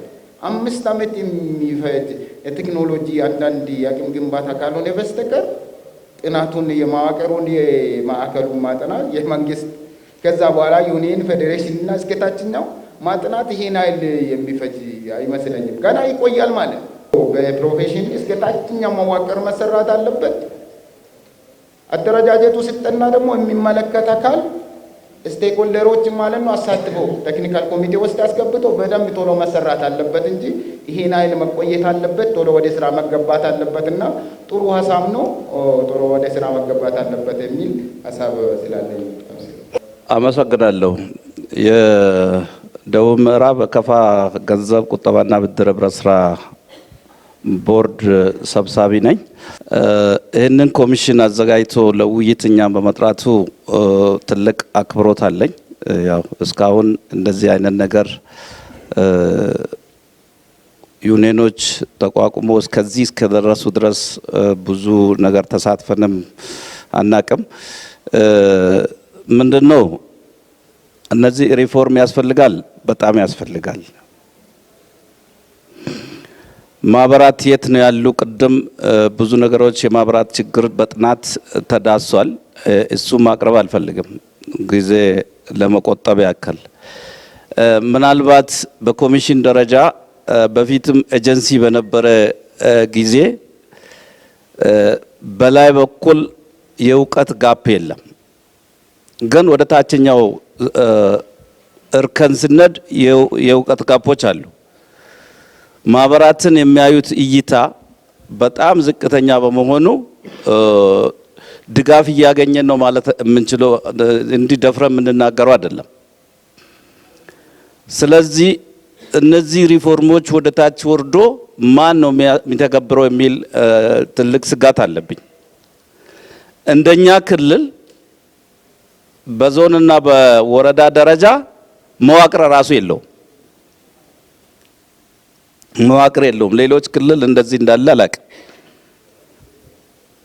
መዋቅር በሌለበት ቦታ ላይ በጽህፈት ቤት እንኳን ባልተደራጀበት ቦታ ላይ ታችኛው ላይ ማህበሩ ላይ ደርሶ መደገፍ የሚችሉ እውቀት ያላቸው አካላት በሌሉበት ደረጃ ላይ ይሄ ሪፎርም ለህብረተሰቡ ደርሶ ታች ደርሶ ተግባራዊ ይሆናል የሚል ስጋት አለ።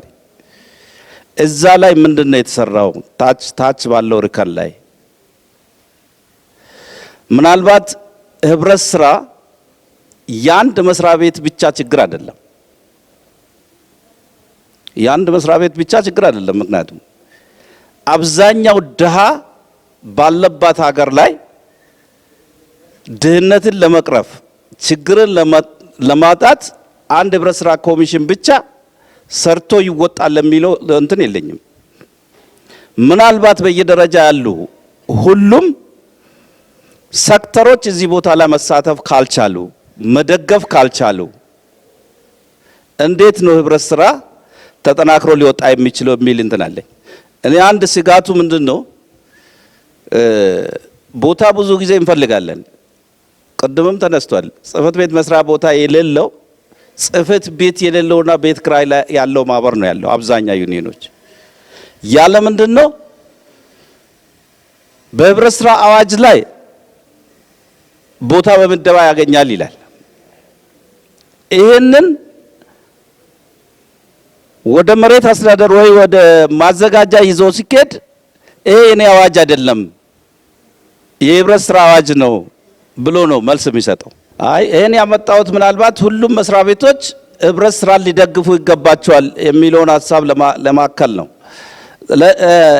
ይሄ ሪፎርም ምናልባት በዚህ ብቻ ሳይወሰን እስከ ታችኛው እርከን ደርሶ ተግባራዊነቱ ቢገመገም ጥሩ ነው የሚል ሀሳብ አለኝና ታችኛው እርከን ላይ ክትትል ቢደረግ የሚል ነው። አመሰግናለሁ። እሺ፣ አመሰግናለሁ። ከቤኒሻንጉል ጉሙዝ ክልል ከዳቡ ሳፋ ዩኒየን ሁለገብ ህብረት ስራ ዩኒየን ነው የመጣሁት። ትልቁ ነገር አሁን የመጣንበት እኔ አሁን እዚህ መድረክ ላይ እንዳየው ከሆነ የመጣንበት አላማና አሁን የምናቀርበው ሀሳብ ራሱ አልተገናኘም። ስለዚህ አሁን ዋናው ትልቁ ነገር እዚህ ድረስ ክፍለ ሀገሮችን አቋርጠን እዚህ ድረስ የመጣ ነው። ዋናው የሪፎርሙ ንቅናቄ አላማውና አሰራሩ ምን ይመስላል የሚለውንና በዛ ላይ የመግባባት ሀሳብ ላይ ደርሰን ውሳኔ ላይ እንድንደርስ ነው። ትልቁ ነገር እስካሁን ምሁራኖችም ሆነ የሚመለከታቸው አካሎች እየተወያዩበት ያለፉበት ጉዳይ ነው። ባለቤት የሆነው ደግሞ በአካል መተናል። ባለቤት የሆነው ደግሞ ተወያይተን እንድንወስን ነው። ስለዚህ የሪፎርሙ ንቅናቄ እናንተ እዚህ ቁጭ ብላችሁ የሰራችሁት ሳይሆን እታች በተለያየ መልኩ መረጃ ባገኛችሁት የአሰራር ድክመትና መሻሻል ያለባቸውን ነገሮች በጥናት ተጠንቶ ወርዷል። ትልቁ ነገር ምንድነው? ይሄ የሪፎርሙ የቀረበው ሪፖርት እኛን የሚገልጥ ነው። ድክመታችንንም አሰራራችንም የሚገልጥ ነው። መሻሻልም ያለባቸውንም ጉዳዮች ደግሞ መሻሻል እንዳለባቸው ደግሞ የሚያስቀምጥ ነው ማለት ነው። ስለዚህ ትልቁ ነገር ምንድነው? ሪፎርሙን ተቀብለን ወደ ታችኛው ህብረተሰብኛ እንደኛውን እንደ ዳቡስ አፋ ዩኒየን በኔ ውስጥ አሁን ወደ 32 መሰረታዊ ማህበራት አሉ። ይሄንን ተግባብተን ይሄን እኛ የወሰነው ውሳኔ ታች ወርደን አባላቶቻችንን መሰረታዊ ማህበራት አባሎቻችንን ልክ እንደዚህ ንቅናቄ አድርገን አሳምነን ወደ ስራ የሚገባበትን መንገድ እንድንፈጥር ነው በዋናነት እዚህ የመጣ ነው።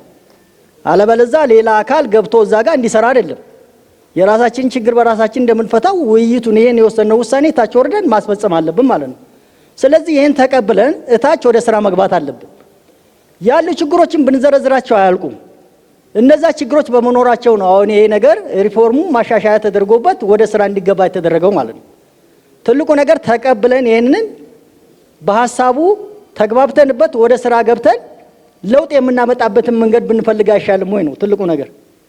እያንዳንዳችን የራሳችንን የግል ግን ችግር ብናቀርበው የማያልቅ ስለሆነ ቀርቦም ደግሞ እዚህ የማይፈታ ስለሆነ የራሳችን ችግር ታች ወርደ መፍታት ስላለብን የራሳችን ችግር እናቁምና ይሄ የቀረበው ሪፎርም ንቅናቄ እኛን ይገልጣል አይገልጥም ነው። አስፈላጊ ነው አስፈላጊ አይደለም ነው ትልቁ ነገር። አስፈላጊ ነው። ስለዚህ ይሄን ነገር ተቀብለን ወደ ስራ ብንገባ አይሻልም ወይ ነው። ስለዚህ የግል እንትናችን ብንዘረዝረው ስለማያልቅ እንዳጠቃላይ መድረኩን በዚህ ልክ አይተነው ውይይቱ የሚቋጭበት ሁኔታ ቢፈለግና በአንድ ድምጽ ብናጸድቀው የሚል ሀሳብ ነው ያለኝ። አመሰግናለሁ። ብዙ ነገር ከቤቱ ተነስቷል። እንዳጠቃላይ ከቤቱ የተነሳው ላይ ያው ሪፎርሙ ያስፈልጋል፣ ከላይ እስከታች ይውረድ፣ ይጠናከር የሚል አስተያየቶች ናቸው የተነሱት። ከዛ ውጪ በሪፎርሙ ውስጥ ልናያቸው የሚገቡ እኛም ይዘናቸው ሪፎርሙ በትክክል ስራ ላይ ሲውል የሚፈቱ የአደረጃጀት፣ የአሰራር፣ የገበያ፣ የመሰረተ ልማት፣ የቴክኖሎጂ እነዚህን የመሳሰሉት ችግሮች ይፈቱ ተብለው የተቀመጡ አሉ። እነዚህ ሪፎርሙ በትክክል ስራ ላይ ሲውል ደረጃ በደረጃ የሚፈቱ ማነቆዎች ናቸው የሚለውን ነገር ወስደናል። ስለዚህ ሪፎርም ውስጥ እነዚህ ችግሮች ሁላ ተካተዋል። ስለዚህ አንዱ ሪፎርም እነዚህ የአደረጃጀት ችግሮችን ለመፍታት፣ የአሰራር ችግሮችን ለመፍታት፣ የማስፈጸም ብቃትን ለማሳደግ ነው ሪፎርሙ የተቀመጠውና እነዚህ ያነሳችኋቸው ችግሮች የነበሩና ያሉና ወደፊትም የሚቀጥሉ ናቸው። የኛ ተጽዕኖ እያደገ በሄደ ቁጥር እየተቀረፈ ይሄዳል የሚል ነውና የመጀመሪያው ከአደረጃጀት ጋር ያነሳችሁት ከፌዴራል ጀምሮ እስከ ታች ወጥ የሆነ ጠንካራ አደረጃጀት ሊኖር ይገባል። ለምሳሌ ለግብርና ሚኒስቴር ወይም ለግብርና ተጠሪ ህብረት ስራ መሆን የለበትም የሚለው ተቀምጧል። ይሄ እንግዲህ የኛ ስራ ነው የሚወስነው። የኛ ስራ ጠንካራ ስራ፣ ብቃት ያለው ስራ፣ ውጤታማ የሆነ ስራ ስንሰራ ቅድም መጀመሪያ ላይ ባልናቸው በኢኮኖሚ ውስጥ ተጽዕኖ የሚፈጥር ስራ እየሰራን ስንመጣ የአደረጃጀት ጉዳይ አደረጃጀት ታክቲካል ነው። ተልእኮውን የምታስፈጽምበት መሳሪያ ነው። ስለዚህ የኛ ስራ ቦልድ ሆኖ የሚታይ የሚቆጠር ሆኖ መንግስት ሲያገኘው ሚኒስትር ማድረግ ምንም ችግር የለውም። ነፃ ሆኖ እንዲወጣ ማድረግ ምንም ችግር የለውም። ስለዚህ የኛ እንቅስቃሴ ይወስነዋል አደረጃጀታችንን ማለት ነው። ስለዚህ አሁን ያሉትን ማነቆች እንዴት ፈተን ጠንካራ ቫይብራንት የሆኑ መሰረታዊ ማህበራቶች ይኑሩ፣ እንዴት ጠንካራ የሆኑ ዩኒየኖች ይኑሩ፣ እንዴት ጠንካራ የሆኑ አገራዊ ፌዴሬሽን ይኑረን፣ እንዴት ጠንካራ የሆኑ ሊግ ይኑረን፣ በዛ ላይ የማይጠላለፍ እርስ በርሱ የተመጋገበ አንዱ አንዱን እየደገፈ በአንዱ የሚሰራው ሌላው የማይሰራ ጠንካራ የሆኑ አደረጃጀቶች እንዲኖሩ በእቅዳችን አስቀምጠናል። ለምሳሌ አንዱ የሪፎርም አስፈላጊነት እሱ ነው። 20-30 መሰረታዊ ማህበር በአንድ አካባቢ ኖረው ግን ጠብ የሚል ስራ የማይሰሩ ከሆነ ሰብሰብ ብለው አንድ መሰረታዊ ማህበራት ቢሆኑ እነዛ ደግሞ የነዛን የ30ውን ስራና ከዛ በላይ የሆኑትን ስራ የሚሰሩ ከሆነ ለውጥ ይመጣል። ለዚህ ውጭ ሀገር መሄድ ተሞክሮ አያስፈልገንም። ሀገር ውስጥ በርካታ ተሞክሮዎች አሉ። አሁን አዋጭ የገንዘብና ቁጠባ ብናይ ከተደራጀ በጣም አጭር ጊዜ ነው። 15 ዓመት 16 ዓመት ነው። ሲጀምር በትንሽ የሰው ኃይል ነው የተደራጀው። አሁን ያለበትን ቁመና ስናይ 50% መሰረታዊ ማህበራት አጠቃላይ ያሉ መሰረታዊ ማህበራት ያላቸውን ካፒታል እና ሴቪንግ ይዘው ነው ያሉት። ስለዚህ የዚህን ተሞክሮ መውሰድ ማለት ነው። ስለዚህ አንድ መሰረታዊ ማህበር ነው። ወደ 13 የሚጠጋ ብራንች አላቸው። ግን ከባንክ በላይ ነው አሁን ያላቸው ካፒታል እና ቁጠባ።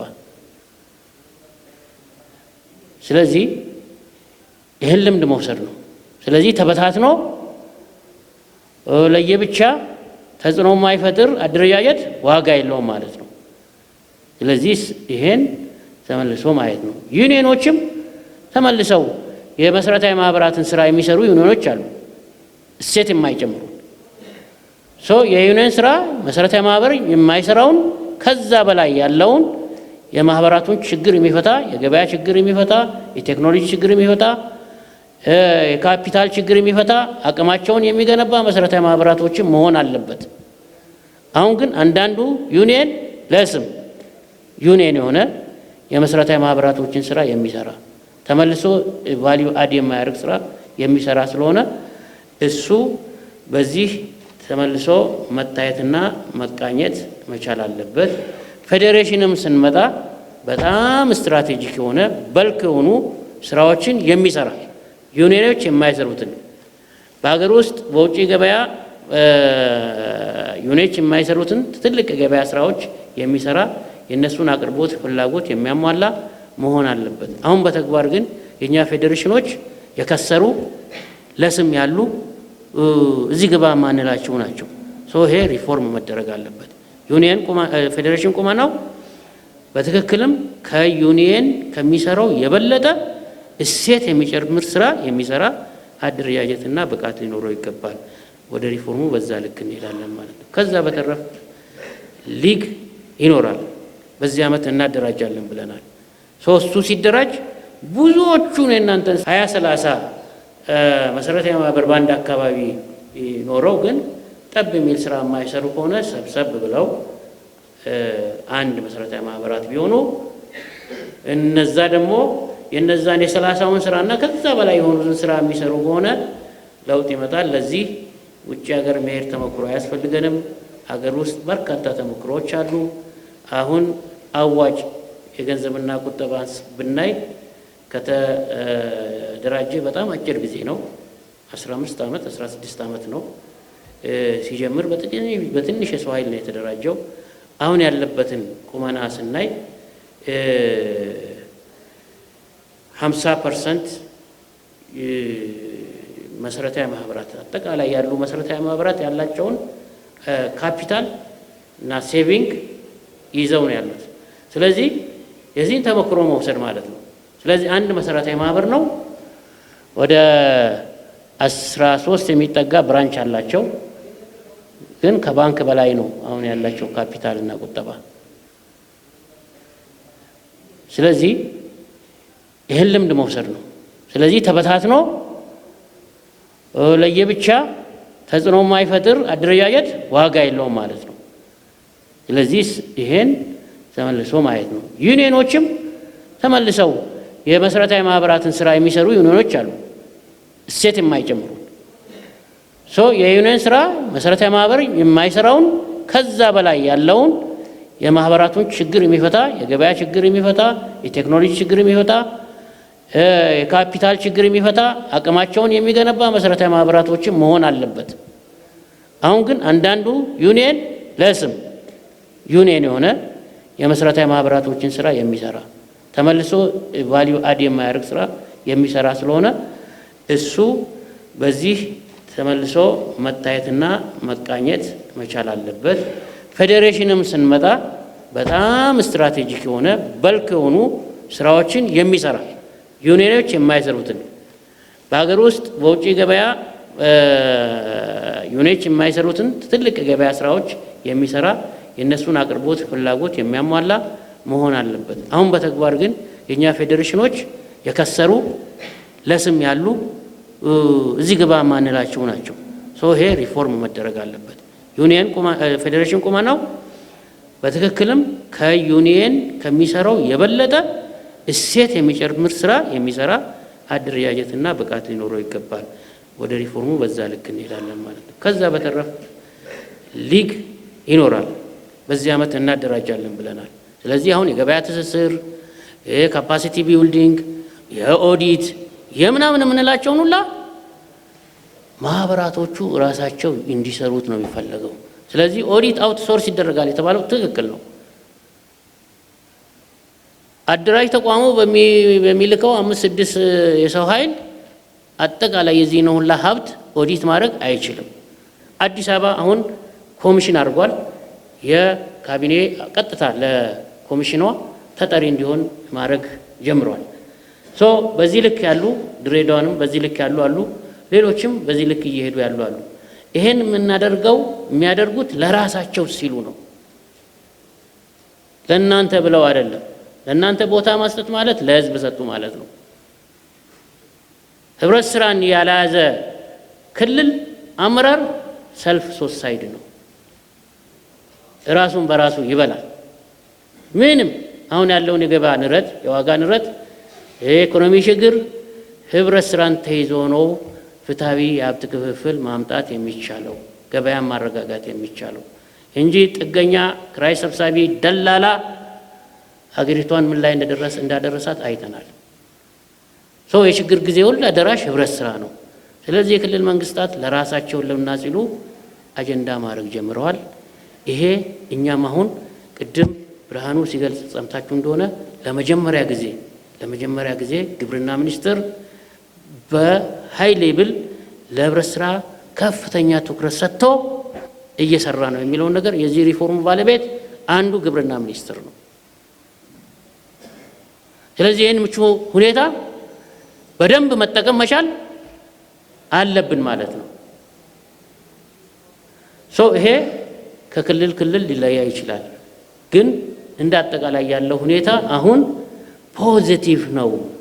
ጊዜው የህብረት ስራ ነው፣ ጊዜው የኛ ነው የሚለውን ነገር በደንብ ወስደን ይሄን እድል ቶሎ ብለን ተጠቅመን ራሳችንን ሪፎርም ማድረግ መቻል አለብን።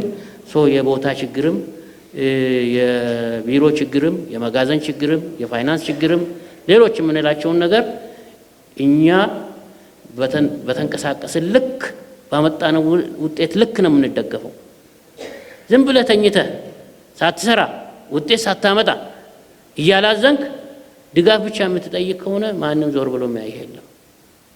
ስለዚህ የዚህ ሪፎርም መጀመሪያ ባለቤቶቹ እናንተ ናቸው። እናንተ ስሩ፣ የሆነ ነገር አሳዩ፣ እዚህ ላይ ደግፉን በሉ፣ ትሰማላችሁ።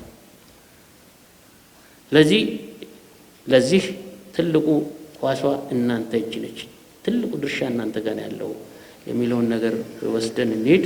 ስለዚህ የቀረውን ነገር አሁን ጀምረናል። በዚህ ልክ ከክልል ህብረት ስራ አመራሮች ጋር ተነጋግረናል። ኦን አድርገውታል፣ ተቀብለዋል። በዚህ ልክ ከግብርና ጉዳዮች ቋሚ ኮሚቴ፣ ህዝብ ተወካዮች ቋሚ ኮሚቴ ጋር ተግባብተናል። እኛን ለመደገፍ በርካታ መድረኮችን ፈጥረናል፣ ከሚዲያ ጀምሮ ማለት ነው። ህብረት ስራን እንዲረዱት እንዲያውቁ በሀገሪቱ ያሉትን ሚዲያዎች ሁሉ አጠርተን ስለ ህብረት ስራ ስለ ሪፎርማችን አስተምረን። ስለዚህ ቀጣይ ደግሞ ትልቅ ደግሞ መድረኮች አሁንም ይቀጥላሉ። የመጀመሪያ አዌርነስ ስለሆነ ስለዚህ ይሄን ህብረት ስራን አጀንዳ ማድረግ ከቻለን እንሰማለን። ይሄን እንድል ደግሞ መሰማት ብቻ ዋጋ የለውም። ይሄ አሳይመንት እኛ ላይም ትልቅ አሳይመንት አለ ማለት ነው። እኔ አሁን የመንግስት ድጋፍ አይደለም የሚያሰጋኝ። ይሄን ድጋፍ እኛ መሸከም እንችላለን ወይ? በተደገፍነው ልክ እንሰራለን ወይ? ሆነን እንገኛለን ወይ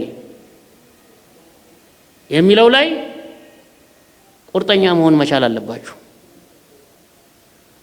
ስለዚህ ጊዜው አሁን የህብረት ስራ ነው። መንግስት ጆሮ ሰጥቶናል። ይሄን የሰጠንን ጆሮ ግን እኛ ወደ ትንሽ ነገር እየወረድን ማበላሸት እድሉን ማበላሸት የለብንም። ትልቁን ፒክቸር ትልቁን ነገር ይዘን መሄድ አለብን የሚል ነው። ሀሳቦቻችሁ በጣም ይዘናቸዋል፣ ይሰራሉ የሚል ነው። አመሰግናለሁ። ከእናንተም ገለጻ አጠቃላይ ከሁኔታውም ሪፎርም ያስፈልጋል ነው አይደል? በጣም ጥሩ። ስለዚህ እናንተ ለሄዳችሁ አጠቃላይ ምክንያቱም ቅድም መግቢያ ላይ እንዳነሳሁት 106,000 ማህበራት አሉ፣ 402 በላይ ዩኒየኖች አሉ። እነሱን ጠርተን ሁሉንም እዚህ እነሱ ጋር መወያየት ስለማንችል እናንተ አትሊስት እንደ እርሾ ሆናችሁ ታገለግላላችሁ ብለን ስለሆነ የጠራናቸው በአግባቡ በየሄዳችሁበት ሁሉ ታስገነዝባላችሁ ማለት ነው። ምክንያቱም ተመሳሳይ መድረኮች ይፈጠራሉ። ክልሎች አሁን እኛ በፌዴራል ደረጃ ነው የፈጠርነው ይህን መድረክ። ክልሎች በራሳቸው እየሄዱ ነው። አሁን ዛሬ ስናጣራ ኦሮሚያ አብዛኛውን ያልመጡ የራሳቸው መድረክ ስላለ ነው። ምክንያቱም ቅዳሜ ዕለት ከወረዳ ጀምሮ እስከ ክልል የህብረት ስራ ማህበራትና ዩኒየኖች የሚመለከታቸውን ጠርተው የክልሉ አመራሮች ባሉበት ስለ ሪፎርሙ ቀድመውን እኛ በሰጠናቸው አቅጣጫ ቀድመው ሄደው ይተወያዩ ናቸው። ሁሉም ማለት ነው። ያልተወያየ ክልል የለም። ጠርተን ማለት ነው። ያላወያየ ነው ክልል የለም። በራሱ ሄደው ኦሮሚያ ቀድመው ሄዷል ማለት ነው። እንደገና ማለት ነው።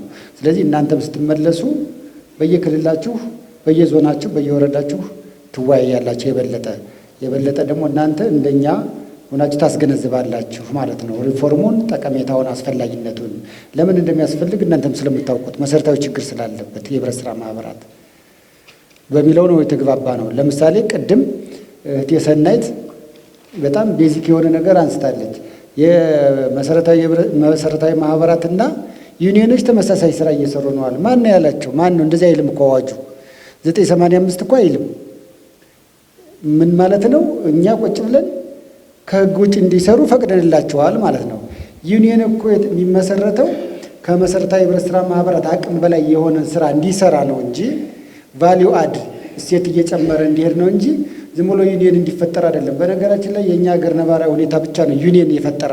ዩኒየን ካስፈለገ ይጠፋል፣ ካስፈለገ ማለት ነው። እዚህ ስላላችሁ ቅር እንዳይላችሁ። ምክንያቱም የአብዛኛውን የዓለም ተሞክሮ መሰረታዊ የህብረት ስራ ማህበርና ፌዴሬሽን ነው። እንዲያውም መሰረታዊ የህብረት ስራ ማህበር እኔ በዚህ ሰሞን የኔዘርላንድ የናሽናል ሊግ ወይም ደግሞ የኮኦፐሬቲቭ ካውንስል የሚባል የመጨረሻው ማለት ነው መጠው ነበር። እናንተ ጋር ዩኒየን አለ? የምን ዩኒየን ነው ያሉኝ። ፌዴሬሽንስ? የምን ፌዴሬሽን ነው? መሰረታዊ የህብረት ስራ ማህበራቶች ናቸው 135 የሚሆኑ መሰረታዊ የህብረት ስራ ማህበራትን ወክለን እንዳንድ በአገር አቀፍ ደረጃ የአገር አቀፍ የህብረት ስራ ወኪል ካውንስል ሆነው የሚያገለግሉ በጣም ኃይለኛ ስትሮንግ ጠንካራ ናቸው ማለት ነው። እኛ ግን 3 ደረጃ ፈጥረናል። ምንም ቫሊዩ ማይጨምር ማለት ነው። ምንም ከመሰረታዊ ህብረት ስራ ማህበር የተለየ ስራ ማይሰራ ዩኒየን አለ። ምንም በቃ ዝም ብሎ ለመብለብ ብቻ የተፈጠረ። ስለዚህ ሪፎርሙ እሱንም ያያል ማለት ነው። ሪፎርሙ እሱንም ያያል። ምክንያቱም ህጉን እናስከብር እኮ ነው አይደለም፣ ሌላ ነገር አይደለም እኮ 985ን እናስከብር ነው። በየጎጡ በየቀበሌው የህብረት ስራ ማህበር አለ። አይፈቀድም። በአንድ የስራ ክልል አንድ የህብረት ስራ ማህበር ተመሳሳይ ማለት ነው። ተመሳሳይ የስራ መስክ የተሰማራ በአንድ የስራ ክልል አንድ ብቻ ነው። አሁን ግን ከ16 ከ10 በላይ አለ። እሱ ወደ አንድ ሰብሰብ ብሎ ለአካባቢ ህዝብ ትልቅ አቅም ነው መሆን ያለበት። ሰብሰብ ብሎ አቅም ይሆናል ማለት ነው። ነጋዴው ሲመጣ ፈርጠም ያለ ክንድ ነው ያባረራል ማለት ነው። ስለዚህ እሱን በደንብ ማየት አለብን ነው ዩኒየን። ስለዚህ ያነሳችሁት አደረጃጀት ጉዳይ ሁለት አይነት አደረጃጀት አለ። እስቲ የኛን እንቶ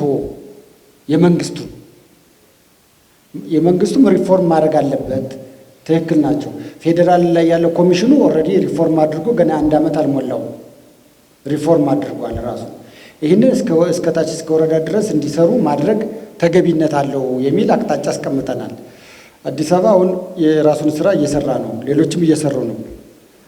ለምሳሌ አዳዲስ ክልሎች የተዋቀሩት ይዛው ሳለ ራሳቸው ማየት ነበረባቸው። ግን ራሳቸውን ያጠፉ ክልሎች ደግሞ አሉ።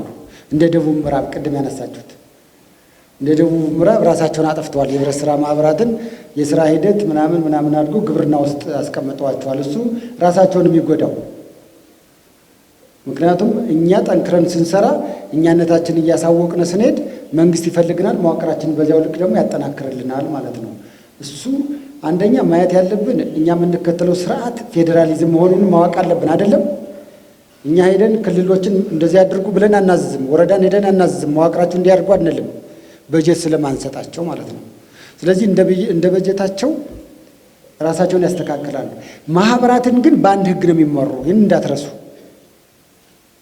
ማህበራት ግን በ985 ከታች እስከ ላይ ነው የሚመሩ።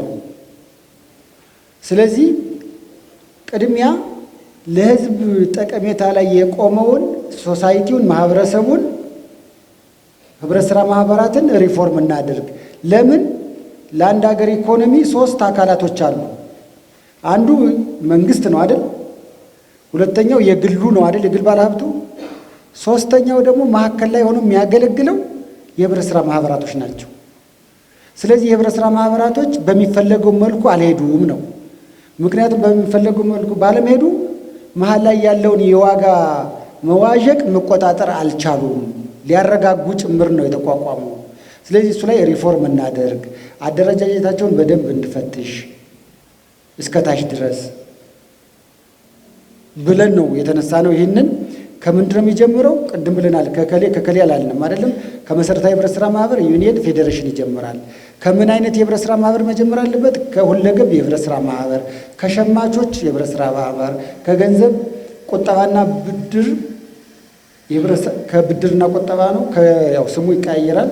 ከገንዘብ ቁጠባና ብድር የህብረት ስራ ማህበራት ይጀምራል። ብዙ ህብረት ስራ ማህበራት ስላሉ ማለት ነው። እነዚህ ለኢኮኖሚው ከፍተኛ አስተዋጽኦ ስላላቸው እዚህ ላይ መሰረት አድርገን መጀመሪያ ላይ እንጀምራለን። በሂደት ደግሞ እያሰፋ ነው እንሄዳለን። ስለዚህ ይሄ ደግሞ ሪፎርም ነው። ቅድም አቶ ብርሃኑ ሲያቀርብ ይሄ ሪፎርም 2 መልክ አለው ነው ያለው። 2 መልክ አለው። አንደኛው በዚህ ዓመት በኩዊክዊን ወይም ደግሞ በፈጣን ምንሰራቸው ማሻሻያ በአመት ውስጥ ምንሰራቸው በ2016 ምንሰራቸው የሪፎርሙ አካል የሆኑ አሉ። ሌሎቹ ደግሞ ከ5 ዓመት ከ3 እስከ 5 እንደዚህ ፖሊሲ ኢሹዎች፣ ሌሎችም መሰረታዊ ነገር በደንብ በሙያተኛና በፕሮፌሽናል መንግስት ቀጥሮ የሚያስጠናው የተጀመረ የህብረት ስራ ሪፎርም ስር ነቀል የሆነ ጥናት እየተጠና ነው። እሱን ባንዴ ልናየው አንችልም። ቅድም 5 ዓመት ምናምን ብሎ ከሸገር ያነሳው ማለት ነው። ስለዚህ እሱ እንጂ አሁን ሪፎርሙን 5 ዓመት ላይ እናገኘዋለን አይደለም። ለይተን ነው የወሰድነው። በጣም በአጭር ጊዜ ውስጥ የምንሰራቸው፣ በረዥም ጊዜ ደግሞ በጥናት የሚመለሱ ቅድም ያነሳቸዋቸው የፖሊሲ ጉዳይ አለ። ስር ነቀል የሆነ ተጠሪነት ጉዳይ አንስታችኋል። አሁን ተጠሪ የግብርና ሆነ አይደለም መሰረታዊ ነገር ስለሆነ ምን ይጨምርልናል፣ ስላልሆነ ምን ይቀንስብናል፣ እንደዚህ አይነት ነገሮች ማየት ነው። እሱን በሂደት ጥናቱ የሚመልሰውና እኛ እያደግነ እየወፈርነ እየጠነከርነ ተጽዕኖአችን ተሰሚነት እያሳደረ ስንሆን በጣም ትልቅ ተቋም እንሆናለን ማለት ነው። የግድ የፓርላማ ተጠሪ የሚሆኑ ተቋማቶች ደግሞ በአዋጅና በህግ ተደንግጓል። ህገ መንግስቱን እናንብበው። ለፓርላማ ተጠሪ የሚሆነው ተቋም ምን አይነት ተቋሞች ናቸው በግልጽ ተቀምጧል። አስፈጻሚ የአስፈጻሚ መስሪያ ቤቶች ያልሆኑ ናቸው ማለት ነው። አስፈጻሚ የሚባሉት ለሚኒስትሮች ምክር ቤት ተጠሪ የሆኑ መስሪያ ቤቶች ራሱ ሚኒስትሮች ምክር ቤት ነው ተጠሪ ለፓርላማ የሚሆነው። ቀጥታ ተጠሪ የሚሆኑ አሉ፣ ከህዝብ እንባ ጠባቂ፣ ጸረ ሙስና፣ ሌሎች የመሳሰሉት ሚዲያና ብሮድካስት የመሳሰሉት ማለት ነው። እኛ እዚያ ውስጥ አይደለንም። አስፈጻሚ መስሪያ ቤት ነን። ተጠሪነታችን ለአስፈጻሚው ነው የምንሆነው እና ለፓርላማ እንደማንሆን መቼውንም ማለት ነው መቼውንም እንደማንሆን የአደረጃጀት ጉዳይ ስለሆነ መታወቅ አለበት። ግን ሚኒስትር የመሆን ግን የሚገድበን ነገር የለም አይደል? ሚኒስትር የመሆን የሚገድበን ነገር የለም። ተቋሙ ባለፈው ኤጀንሲ ነበር አይደል? አሁን ኮሚሽን ሆኗል አይደለም? ዝም አላችሁ። ስለዚህ ወደፊት እያደግን እንዳለን በደንብ እኛ ተጽዕኖአችንን እናሳርፍ ነው። ዋጋ በሀገራችን ውስጥ ያለው ነጋዴ በተለይ ህገወጡን ነጋዴ ድራሹን እናሳጣ፣ ተፈላጊ እንሁን፣ ተጽዕኖአችን ይረፍ። ከዚያ በኋላ እኛ ሳይሆን መንግስት ወደኛ ይመጣል፣ ወደኛ እንዲመጣ እናደርገው ነው። ስለዚህ እሱን በሂደት የሚያጠና አለ። እሱን ማየት ተገቢ ነው ብዬ አስባለሁኝ። ዳኝነት ያነሳችሁት የዳኝነት አካል እሱንም ሊኖረን አይችልም። የህብረት ስራ ማህበር ብዙ ጊዜ እኔ ታች እያለሁም ይነሳ ነበረ። የህብረት ስራ ማህበራቶች የራሳቸው እንትን ይኖራቸው፣ የዳኝነት ስርዓት ይኖራቸው የሚል ነገር ቢኖር ጥሩ ነው። ግን ሁሉም ተቋም የራሱ ዳኝነት ስርዓት ይኖረን ብሎ የሚሄድ ከሆነ አስቸጋሪ ነው። አሉ የሚነሱ የተለያዩ ምክንያቱም የህዝብ ጥቅም ለየት ባለመልኩ ይስተናገድ የሚል ጥያቄዎች ይቀርባሉ። በሂደት ሊመጣ ይችላል ሳናውቀው ማለት ነው። እሱን አሁን ግን ሪፎርሙ አካል አድርገን ከምንሄድ ሌሎች አሉ ብዙ ጥያቄዎች ሊመለሱልን የሚገባ። እኛ ግን ጽዱ ኮራፕትድ ካልሆነ ሙሰኛ ካልሆነ ምን ካልሆነ ተቋማችን በንጽህና የምንሰራ ከሆነ ምንም የዳኝነት እንትን ቢኖር ብዙም አያሳስበን። ብቻ ግን በዋናነት በዚያ ብንሰራ። ንግድ ላይ የተነሳው ነገር ንግድ ለምን አትሰሩ የሚለው ነገር እኔ እሱ የግንዛቤ ችግር ይመስለኛል። እሱን ማስረዳት ነው ትልቁ ነገር። እኮ እንኳን ንግድ እኮ መንግስት ያደራጀንም ግንዛቤ አጧል እያልን ነው አይደለም? መንግስት ራሱ ያቋቋመን ግንዛቤ የለም ስለ ህብረት ስራ ማህበር። ስለዚህ የራሳችንን እንሽጥ ነው። ቅድም እዚህ ከፌዴራል ያቋቋምነው የህብረት ስራ ማህበር ጨፌ ወጣቶች ቅድም ሲናገሩ ነበረ። እስቲ በደንብ ይዛችሁት ከሆነ የየራሳችን ኮሚኒኬሽን እና ሚዲያ አለን ወይ? አላችሁ? የለም። እያንዳንዱ ጠንካራ ዩኒየን አለ አይደል? እዚህ ውስጥ ጠንካራ ዩኒየን አለ አይደል? ዩኒየኑ ራሱን ለማስተዋወቅ ለመሸጥ የራሱ የሆነ ኮሚኒኬሽን ሊኖረው ይገባል። አይታችኋል። እነዚህ ካሜራ የኛ አይደለም የእነሱ ነው። የተቋቋመ 5 ዓመታቸው ነው። 5 ዓመታቸው ነው። ግን በጣም ረዥም ዓመት የተቋቋመ ዩኒየን አለ፣ ፌዴሬሽን አለ፣ መሰረታዊ የህብረት ስራ ማህበር አለ። የራሳቸው ኮሚኒኬሽን የላቸው። እንኳን እናንተ እኛም በዚያ ሌብል ገና አላደራጀንም። ስለዚህ ራሳችን እንሽጥ ነው ዋናው ነገር። ራሳችን እናስተዋውቅ። ራሳችን ካላስተዋወቅን ምን ካላልነ 985 እኮ የህብረት ስራ አዋጅ እንጂ የኔ አይመለከተኝም አለ በኋላ ደቡብ ምዕራብ። በኢትዮጵያ ታሪክ ውስጥ አዋጅ ለሁሉም ነው የሚገዛ፣ ለሁሉም ነው። እንደዚህ አይነት ያለ ሰው ራሱ መማር አለበት ትምህርት ቤት ገብቶ። ይሄ አዋጅ የኔ ነው፣ ይሄ አዋጅ አይደለም የኔ አይደለም የሚለው ነገር አዋጅ ነው። በተወካዮች ምክር ቤት እኮ የሚወጣ እንዲያውም የኛ አዋጅ ግን ለየት ባለ መልኩ የፌዴሬሽን ምክር ቤት ይሁንታ ሰጥቶት የተወካዮች ምክር ቤት ያወጣው 985 ነው። ከሌላው አዋጅ የሚለየው ማለት ነው። ከባድ አዋጅ ነው። ለመሻሻልም ጊዜ የሚፈጅ ምክንያቱም የተወካዮች ምክር ቤት ቁጭ ብሎ ዛሬውን አያሻሽለው የፌዴሬሽን ምክር ቤት ይሁንታ እስካልሰጠው ድረስ ማለት በጣም ረጅም ጊዜ ፈጅቶ ነው የጸደቀ። ሊሻሻል ማለት ነው። ስለዚህ ይህንን የማያውቅ እዚያ አስፈጻሚ አካል አስፈጻሚ አይደለም ማለት ነው። ከእሱ ጋር ምንም ነገር ልናገኝ አንችልም ከመጀመሪያው ማለት ነው። ስለዚህ የማስገንዘብ ስራ መስራት አለብን። ራሳችንን እንሽጥ ነው። የመሬት ጉዳይ አንስታችኋል። የመሬትን ጉዳይም ቅድም የተባለው ነገር ነው። አሁን ኦሮሚያ ላይ ያላችሁ ሰዎች ብትመጡ ኦሮሚያ ላይ የመሬት ጉዳይ የህብረት ስራ ማህበራት ማንም ሰው ከፊቴ ሊቆም አይችልም ነው ያሉ። ምክትል ርዕሰ መስተዳድሩ ስለ መሬት ማን ነው የሚከለክል? ምክንያቱም ፕሬዚዳንቱ ማለት ነው። ምክንያቱም አዋጁ ላይ ተቀምጧል። የህብረት ስራ ማህበራቶች ለየት ባለ መልኩ ለምን ተደራጁ? በ985 እኮ የተደራጁ ለምንድን ነው ዋጋ አረጋጉ የምትባሉ? ነጋዴ ከሆናችሁ ማኑሮ እንደ ነጋዴ በግዢ በምን በሊዝ የምትገዙ ከሆነ ማኑሮ መንግስትም እናንተን አይፈልጋችሁም ነበር ማለት ነው። ይህ እኮ በተመጣጣኝ ዋጋ ከነጋዴው በተለየ መልኩ ለህብረተሰቡ አገልግሎት ትሰጣላችሁ፣ ከቀረጽ ነፃ ዕቃ ታስገባላችሁ፣ መሬት በምደባ ታገኛላችሁ። እነዚህ ሁሉ ጥቅም ተቀምጦ ነው በአዋጅ የተቋቋማቸው። ስለዚህ ይህን የማያስፈጽም ተቋም አመራር እንደሚኖር እርግጠኛ ነን፣ ሌላው ላይም እንደሚያጋጥምን ማለት ነው። ይህንን ግን በሂደት እየታገልን ምን እያልን እያስገነዘብን መሄድ ተገቢነት ያለው ይመስለኛል። ከመሬት ጋር የተያያዘ ለምን አስይዘን አንበደርም? እሱ የፖሊሲ ኢሹ ነው፣ የፖሊሲ ጉዳይ ነው። እኛም ይዘን ከብሔራዊ ባንክ ከሌሎችም ጋር የተወያየን አቅጣጫ መቀመጥ ያለበት ጉዳይ ነው እንጂ ትክክል ጥያቄ ነው። ምክንያቱም ለሌሎች ይፈቅዳል፣ ለገንዘብና ብድር ቁጠባ ተቋም አይፈቀድም። ስለዚህ እሱ በሂደት ፖሊሲ ባለፈውም እንደዚህ አይነት መድረኮች ነበሩ፣ ብሔራዊ ባንኮች ነበሩ። እሱን በሂደት ኦልሞስት እየተሰራ ስለሆነ ሲስተካከል መልስ የሚያገኝበት ሁኔታ ይኖራል የሚል ነገር ነው የሚኖረን ማለት ነው። እና ከእስከታች ድረስ ያለው አደረጃጀት ሳይኖር እኛን የሚደግፈን ሳይኖር እንዴት ሪፎርም እንሰራለን የሚለው ራሳችን እንስራ፣ ጠባቂ አንሁን፣ ራሳችን እንስራ። አሁን አቅጣጫውን አስቀምጠናል አይደል?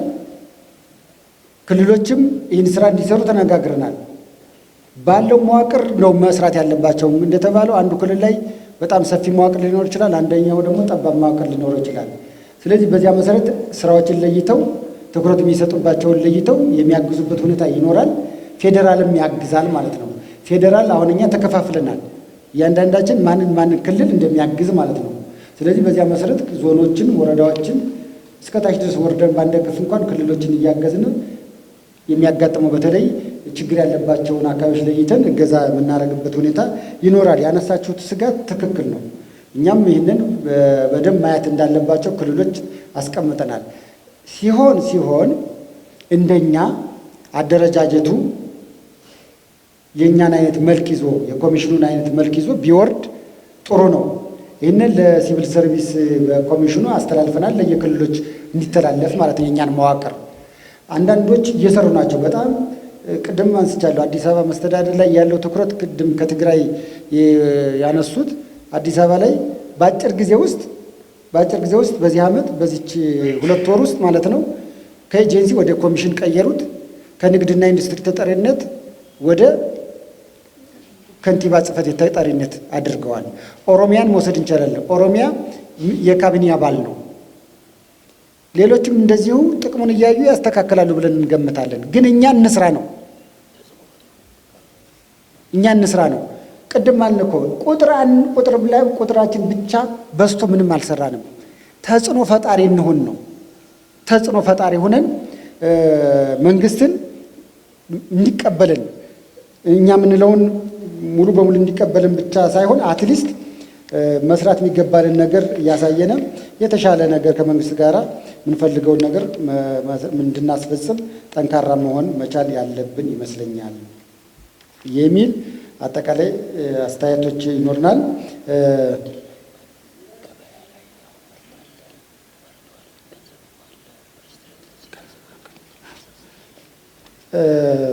ሌላው ያነሳችኋቸው በጣም ትልልቅ እንትኖች አሉ። በዚህ ዓመት ትኩረት እንሰጣለን ብለን የምትይዙልኝ ማለት ነው። በዚህ ዓመት ትኩረት እንሰጣለን ብለን የያዝነው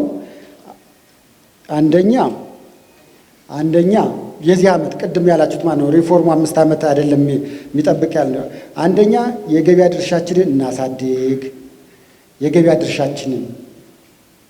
የገበያ ድርሻችን የምናሳድግ ቅድም ብርሃኑ ሲያስቀምጠው ከ13 ከ18% ነው የገበያ ድርሻችን የህብረት ስራ ማህበራቶች የሚል ነገር አለ። የህብረት ስራ ማህበራቶች የገበያ ድርሻን ከፍ ብናደርግ የዚህ የነጋዴውን የደላላውን ተጽዕኖ እናስወግደዋለን። እኛ ገበያውን መውሰድ ከቻልን ማለት ነው። ገበያውን ለመውሰድ ደግሞ ምን መሆን አለበት? አቅም የሌለው የተበታተነውን የህብረት ስራ ማህበራት ወደ አንድ ሰብሰብ ብናድርግ፣ ሰብሰብ መደረግ አለበት። በየቦታው ዝም ብሎ በየጎጡ በየዘመድ አዝማዱ የህብረት ስራ ማህበራት ተብሎ የተቋቋመ የገንዘብና ብድር ቁጠባ አለ፣ የሁለገብ የህብረት ስራ ማህበር አለ። እሱን ሰብሰብ። በኢትዮጵያ ውስጥ 17 ሺህ ቀበሌ ነው ያለ። በኢትዮጵያ ውስጥ ቢሆን ኖሮ አንድ አይነት የስራ መስክ የሚሰሩ 17 ሺህ የህብረት ስራ ማህበራቶች ብቻ ነበሩ የሚኖሩ። ግን 106 ሺህ ነን።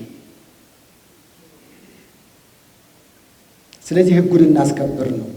ስለዚህ የገበያ ድርሻችን ለምንድን ነው? ሀብታችን እናሰባስብ፣ ጉልበታችን እናሰባስብ፣ የተበታተኑ ይሰባሰብና ወደ ተወሰነ ይምጣ። በዚህ ዓመት ይህንን እንሰራለን ነው። ሁለተኛው ደግሞ ሊግ እንመሰርታለን ብለናል። ቅድም ያሰባስበን የለም ብላችኋል። በዚህ በኩል ፌዴሬሽን አለ፣ የገንዘብና ቁጠባ የሳኮ፣ በዚህ የመልቲ ፐርፐዝ አለ፣ በዚህ የሸማቾች አለ። ግን በመካከል እነሱን የሚያስር የለም። ስለዚህ እሱን የሚያስር በፌዴራል ደረጃ ሊግ መመስረት አለብን ብለን በዚህ ዓመት ይዘናል ማለት ነው። ሊግ እንመሰርታለን። እሱን እየሰራን ነው።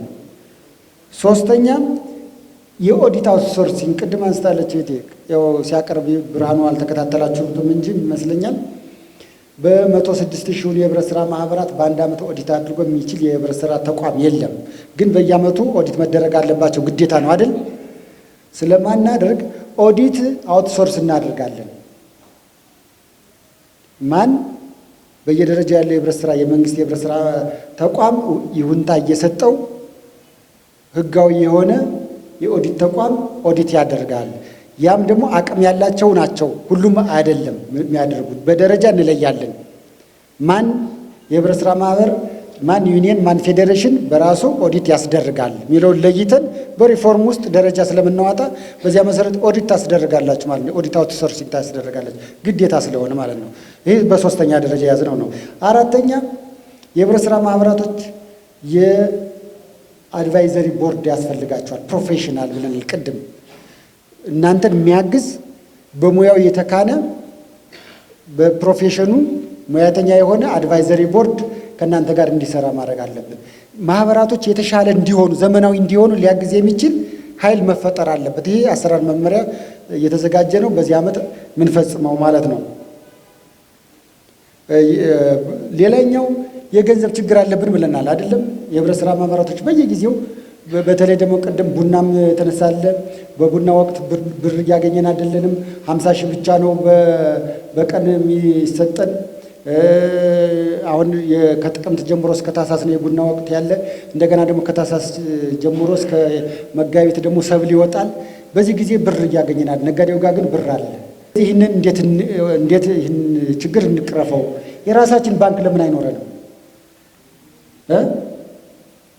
አትፈልጉም? ዝም አላችሁ። የራሳችን ባንክ እንዲኖረን መንግስት ጋር እንሰራለን ብለናል። ደግሞ አንዱ የሪፎርም አካል ማለት ነው። የኮኦፐሬቲቭ ባንክ ለምን አይኖረንም? ይህን ችግር ሊቀርፍ የሚችል ይሄርን ባንክን በየጊዜው ከምንለምን፣ ስለዚህ የራሳችን የምናቋቁመው ባንክ ሊኖረን ይገባል በሚል እነዚህን በአጭር ጊዜ ውስጥ በዚህ ዓመት እንሰራቸዋለን ብለን የያዝናቸው ሪፎርሞች አሉ ማለት ነው። ስለዚህ እናንተ እንደሄዳችሁ መረጃ የማጥራት የሀብታችሁን ኦዲት የማስደረግ ምን የማለት ተሎ ሰርታችሁ ትጠብቃላችሁ፣ ደረጃ ይወጣል ማለት ነው። ኦዲት ሳይደረግ ወችም አንዱ ማህበር አንዱ ጋራ አይዋሃድም አይደል? ኦዲት ሳይደረግ። ስለዚህ ይህንን መስራት አለብን። በዚህ ዓመት ምርት አለ አይደል? ሞልቷል እኮ ምርት። አሁን በጣም የሚገርማችሁ አማራ ክልል ቅድም ወንድም የማዳበሪያ ችግር ስለነበረ 2015 በውድ ዋጋ ተሽጦ ነበረ። ልክ ነው፣ በውድ ዋጋ ተሽጧል። ግን ምርት አለ። በጣም የሚገርም አንዳንድ እግዚአብሔር እኮ እኛ እንደምንፈልገው አይሆንም አይደል? ምርት አለ።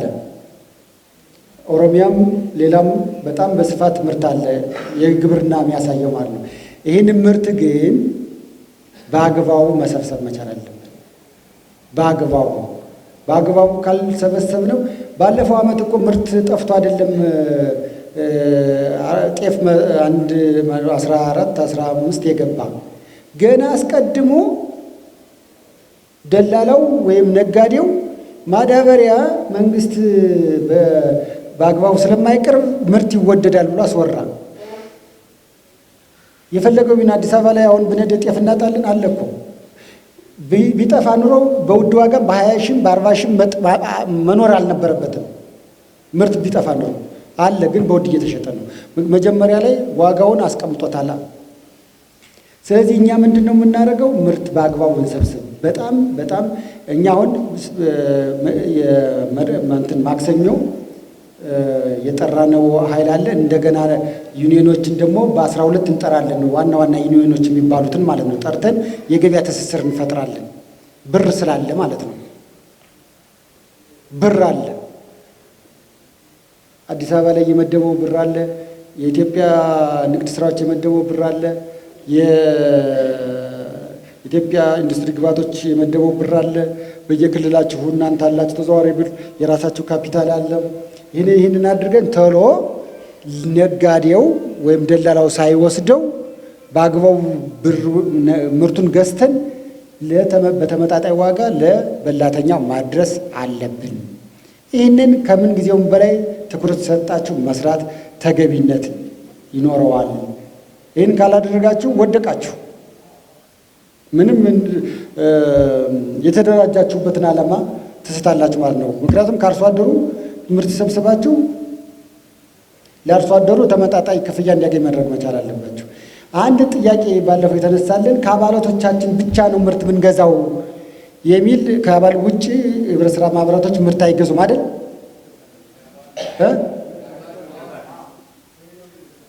አቤት ይገዛሉ አይደል? ከውጭ ግን ህጉ የሚለው አይገዙም ነው አይደል? ያደራጀው አካል ግን ይፈቅዳል ይላል። በችግር ጊዜ የሆነ ነገር ሁኔታ ሲኖር በልዩ ሁኔታ ከአባሎቻቸው ውጭ እንዲገዙ ይፈቅዳል ይላል። ስለዚህ እናንተ ያንን እንትን ስትሉ በየደረጃው ያለው አካል እንዲፈቅድ አድርጎ እኛ እንፈቅዳለን፣ እንነጋገራለን በራሳችን መዋቅር። ምክንያቱም በአሁኑ ሰዓት ዋጋን ማረጋጋት አለብን፣ በተለያየ መንገድ ሂደን ማለት ነው። በተለያየ መንገድ ሂደን ምንም ብንገዛ እንጎዳም፣ እንጠቀማለን እንጂ። ስለዚህ ገዝተን ከአባሎቻችን ውጭም ቢሆን ገዝተን ምርትን በአግባቡ ይዘን ለተፈለገው ዓላማ ማድረስ መቻል አለብን። ይህንን ማድረግ መቻል አለባችሁ። በዚህ ዓመት በስፋት ምርት ስላለ የሚለውን ነገር በደንብ ትይዙልን ጥሩ ነው። ይህን ደግሞ ጥር ላይ የካቲት ላይ ማለት ነው ኤግዚቢሽንና ባዛር ሁሌ የህብረት ስራ ማህበራት ያደርጋል አይደል? በየዓመቱ አምና ብቻ መሰለኝ ያልተደረገ፣ በዚህ ዓመት ይኖረናል። አንዱ የገበያ ትስስር ብንፈጥረው ኤግዚቢሽንና ባዛር በማዘጋጀት ነው። በክልል ደረጃ የሚደረገው እንደተጠበቀ ሆኖ በእኛ ግን በፌዴራል ደረጃ አዲስ አበባ ላይ የካቲት መጀመሪያ ወር ላይ ከ28 እስከ ጥር 28 ወይም 29 ጀምሮ እናካሄዳለን። ጥሪው ይደርሳችኋል። የሚደርሳችሁ አካል ከወዲሁ ምርታችሁን በደንብ አዘጋጅታችሁ እንድትተሳሰሩ እናደርጋለን ማለት ነው። ስለዚህ በዚህ ራሳችሁን አዘጋጁ። የምርት ችግር ስለሌለ ገበያም አለ ብርም ስላለ ማለት ነው። ስለዚህ ይህንን በደንብ ራሳችሁን እንድታዘጋጁ የኤግዚቢሽንና ባዛር ይኖረናል ነው። ግልጽ ነው አይደል? ሌላኛው መጨረሻው ማለት ነው የማዳበሪያ ያነሳችሁት ማዳበሪያ በዚህ ዓመት በታሪክ በኢትዮጵያ ታሪክ ማለት ነው ያው ግብርና ነበርኩኝ ብዙ ጊዜ የመጀመሪያው ሩብ ዓመት ተገዝቶ አያውቅም። የመጀመሪያው ሩብ ዓመት ተገዝቶ አያውቅም ማዳበሪያ። በዚህ ዓመት ግን የመጀመሪያው ሩብ ዓመት ላይ መንግስት የህብረተሰቡን ችግር ግምት ውስጥ በማስገባት የአምናውን ችግር ውስጥ ግምት ውስጥ በማስገባት 19 ሚሊዮን ኩንታል ገዝቷል። 19 ሚሊዮን አምና 13 ነው አይደል? ከከረመው ጋር 15 አካባቢ ነው የሚሆነው አምና። በዚህ ዓመት የያዘው እቅድ ግን ያው 23 ሚሊዮን ነው። አሁን ግን 19 ሚሊዮን ገዝቷል። እያጓጓዘም ነው አይደለም? እየተጓጓዘም ነው። ይሄ ያስደስትም እንዴ? አምና ከነበረው እኮ በተሻለ ዋጋ ነው ደግሞ የገዛው። ስለዚህ የአምናው ዋጋ ላይ ይጨምራል ብላችሁ ነው አይደል የምትጠብቁ የነበረ? አትሊስት በአምናው ዋጋ ልታገኙ ትችላላችሁ ብዬ አስባለሁ። 16 ሚሊዮን ደግሞ ሰብሲዳይዝድ አድርጓል፣ ቢሊየን ዘንድሮ 16። ስለዚህ ይሄ የመጣውን በአግባቡ በተለይ የህብረት ስራ ማህበራቶች ስማችሁ ሊነሳ አይገባም። ስማችሁ ሊነሳ አይገባም። ግብርና ሲጠየቅ የህብረት ስራ ማህበራቶች ህብረት ስራ ዩኒየኑ ምናምኑ እያገደፈደፈው ነው እንጂ እኛማ ችግር የተመጣነ። ቆይ ማዳበሪያ 12 ሺህ እንዲሸጥ ያደረገው የት መጥቶ ነው? መንግስት ሽጦ ነው? እርግጠኛ ናችሁ? ታረጋግጣላችሁ? ቅድም ከአማራ ክልል የተነሳው መንግስት ሽጦ ነው እንዴ? እኛ በተጨባጭ አላየንም? እንዴት ባህር ዳር ዙሪያና ሌሎች እየወጣ እየተሸጠ በአርሶ አደሩ ስም አርሶ አደሩ አይደል እንዴት ለነጋዴው የሚሸጠው እየዋጣ እየተደራጀ እና ለምን መንግስት ይኮንናል? መንግስትማ በልፋት በ21 ቢሊዮን ብር ደጉሞ አመጣ። ለማን? ለአርሶ አደሩ እንዲደርስ። የሚሸጠውን በህገወጥ የሚሸጠውን ለምን ይደጉመዋል መንግስት? እስቲ ንገሩ። 21 ቢሊዮን ብር እኮ ለሌላ በጀት ያውለዋል። ለአርሶ አደሩ እንዲደርስ ብሎ ያመጣውን መንግስት ሸጠው ትላላችሁ? በጣም ነውር ነው። እራሳችሁ ናችሁ የሸጣችሁት። በግልጽ እንነጋገር ከተባለ እኔም የአርሶ አደር ልጅ ነኝ፣ አውቀዋለሁ እንዴት እንደሚወጣ ማዳበሪያ። አንዲት ማዳበሪያ እኮ 6 ጊዜ ተዘዙራለች። አንዲት ኩንታል ምልክት ተደርጎባት። አንከካድ። ግብርና ሽጡ ብሎ ይሰጣችኋል። እናንተ ደግሞ እዚያው ተደራድራችሁ ትሸጣላችሁ። እናንተ የቦርድ አመራሮች አይደላችሁ? ቁጭ ብላችሁ ማዳበሪያ ተከዝኖ ይሄ ማዳበሪያ ሌላ ማዳበሪያ ካልመጣልን ይሄ ማዳበሪያ ከሸጠንማ ሌላ የሚቀለው ምን ልንሰጠው ነው? እንደበደባለን እያላችሁ የምታስቀምጡት አይደለም? እንዴት በተጨባጭ ሱፐርቪዥን ተሄዶ ባህር ዳር፣ መራዊ፣ ሜጫ ምናምን አቸፈር ምናምን አልተገኘም? ጎንደር በተጨባጭ እኮ ነው የተገኘው። የህዝብ ተወካዮች ምክር ቤት ሄደው ተከዝኖ እኮ ነው የተቀየ። ለምን አላሸራጫቸው? አይ እችን ስናወጣማ ሆ ብሎ ህዝቡ ይመታናል። እሺ ሌላው አትሊስት 100 ሰው ቢዘራ ከምንም ይሻላል፣ ሳይዘራ ከሚቀር ማዳበሪያው ተከዝኖ ከሚቀመጥ ወጡ 100 ሰው እንኳን ለ100 ሰው ደርሶት ቢዘራ ጥሩ ነበረ። ቁጭ አድርጋ በየቦታው አልተገኘም። ስለዚህ ራሳችሁን መፈተሽ አለባችሁ፣ መንግስት አይደለም። መንግስትማ እናንተ እንድትጠቀሙ ብሎ ህዝብ እንዲጠቀም ብሎ 21 ቢሊዮን ብር ደጉማ መጣ። የሸጣችሁት እናንተ አይደላችሁ? እኔ እኮ አማራ ክልል ሰርቻለሁ። እኔ አማራ ነኝ። በግልጽ እንነጋገር ከተባለ አማራ ክልል በአሁኑ ሰዓት ነጋዴው በማዳበሪያ ካልከበረ መቼውንም አይከብርም ብሎ ተደራጅቶ አይደል ከእናንተ እያሰለፈ ስሙን ዝርዝር እየሰጠ ስታወጡ የነበረ እንዴ? በግልጽ እንነጋገር ከተባለ ስለዚህ ወደዚህ አንግባ። ያለፈው አልፏል። አሁን ግን ያመደገም የለበትም። አሁን አማራ ክልል አይደለም እንዴት ጅቡቲ ላይ ማዳበሪያ የሚያነሳ ጠፍቶ ቁጭ ያለ? እኔ ትናንትና የግብዓት አስተባባሪ ኮሚቴ ስብሰባ ነበርኩኝ። 7 ቀን ቁሟል መኪና 7 ቀን።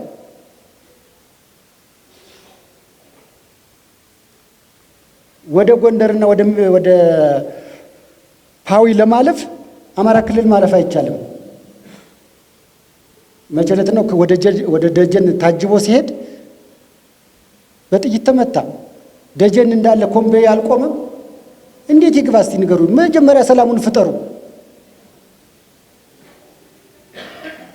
እንዴት ይግባ? ማዳበሪያ ገዛ አቀረበ መንግስት። እንዴት ይግባ? አሁን እኮ ሌላው ክልል እኮ እየተጓጓዘ ነው።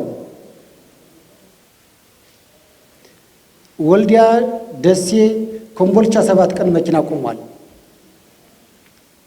7 ቀን ማለት እነዚያ ነጋዴዎች ለመንግስት ምን ያህል እንደሚከስር አስቡ።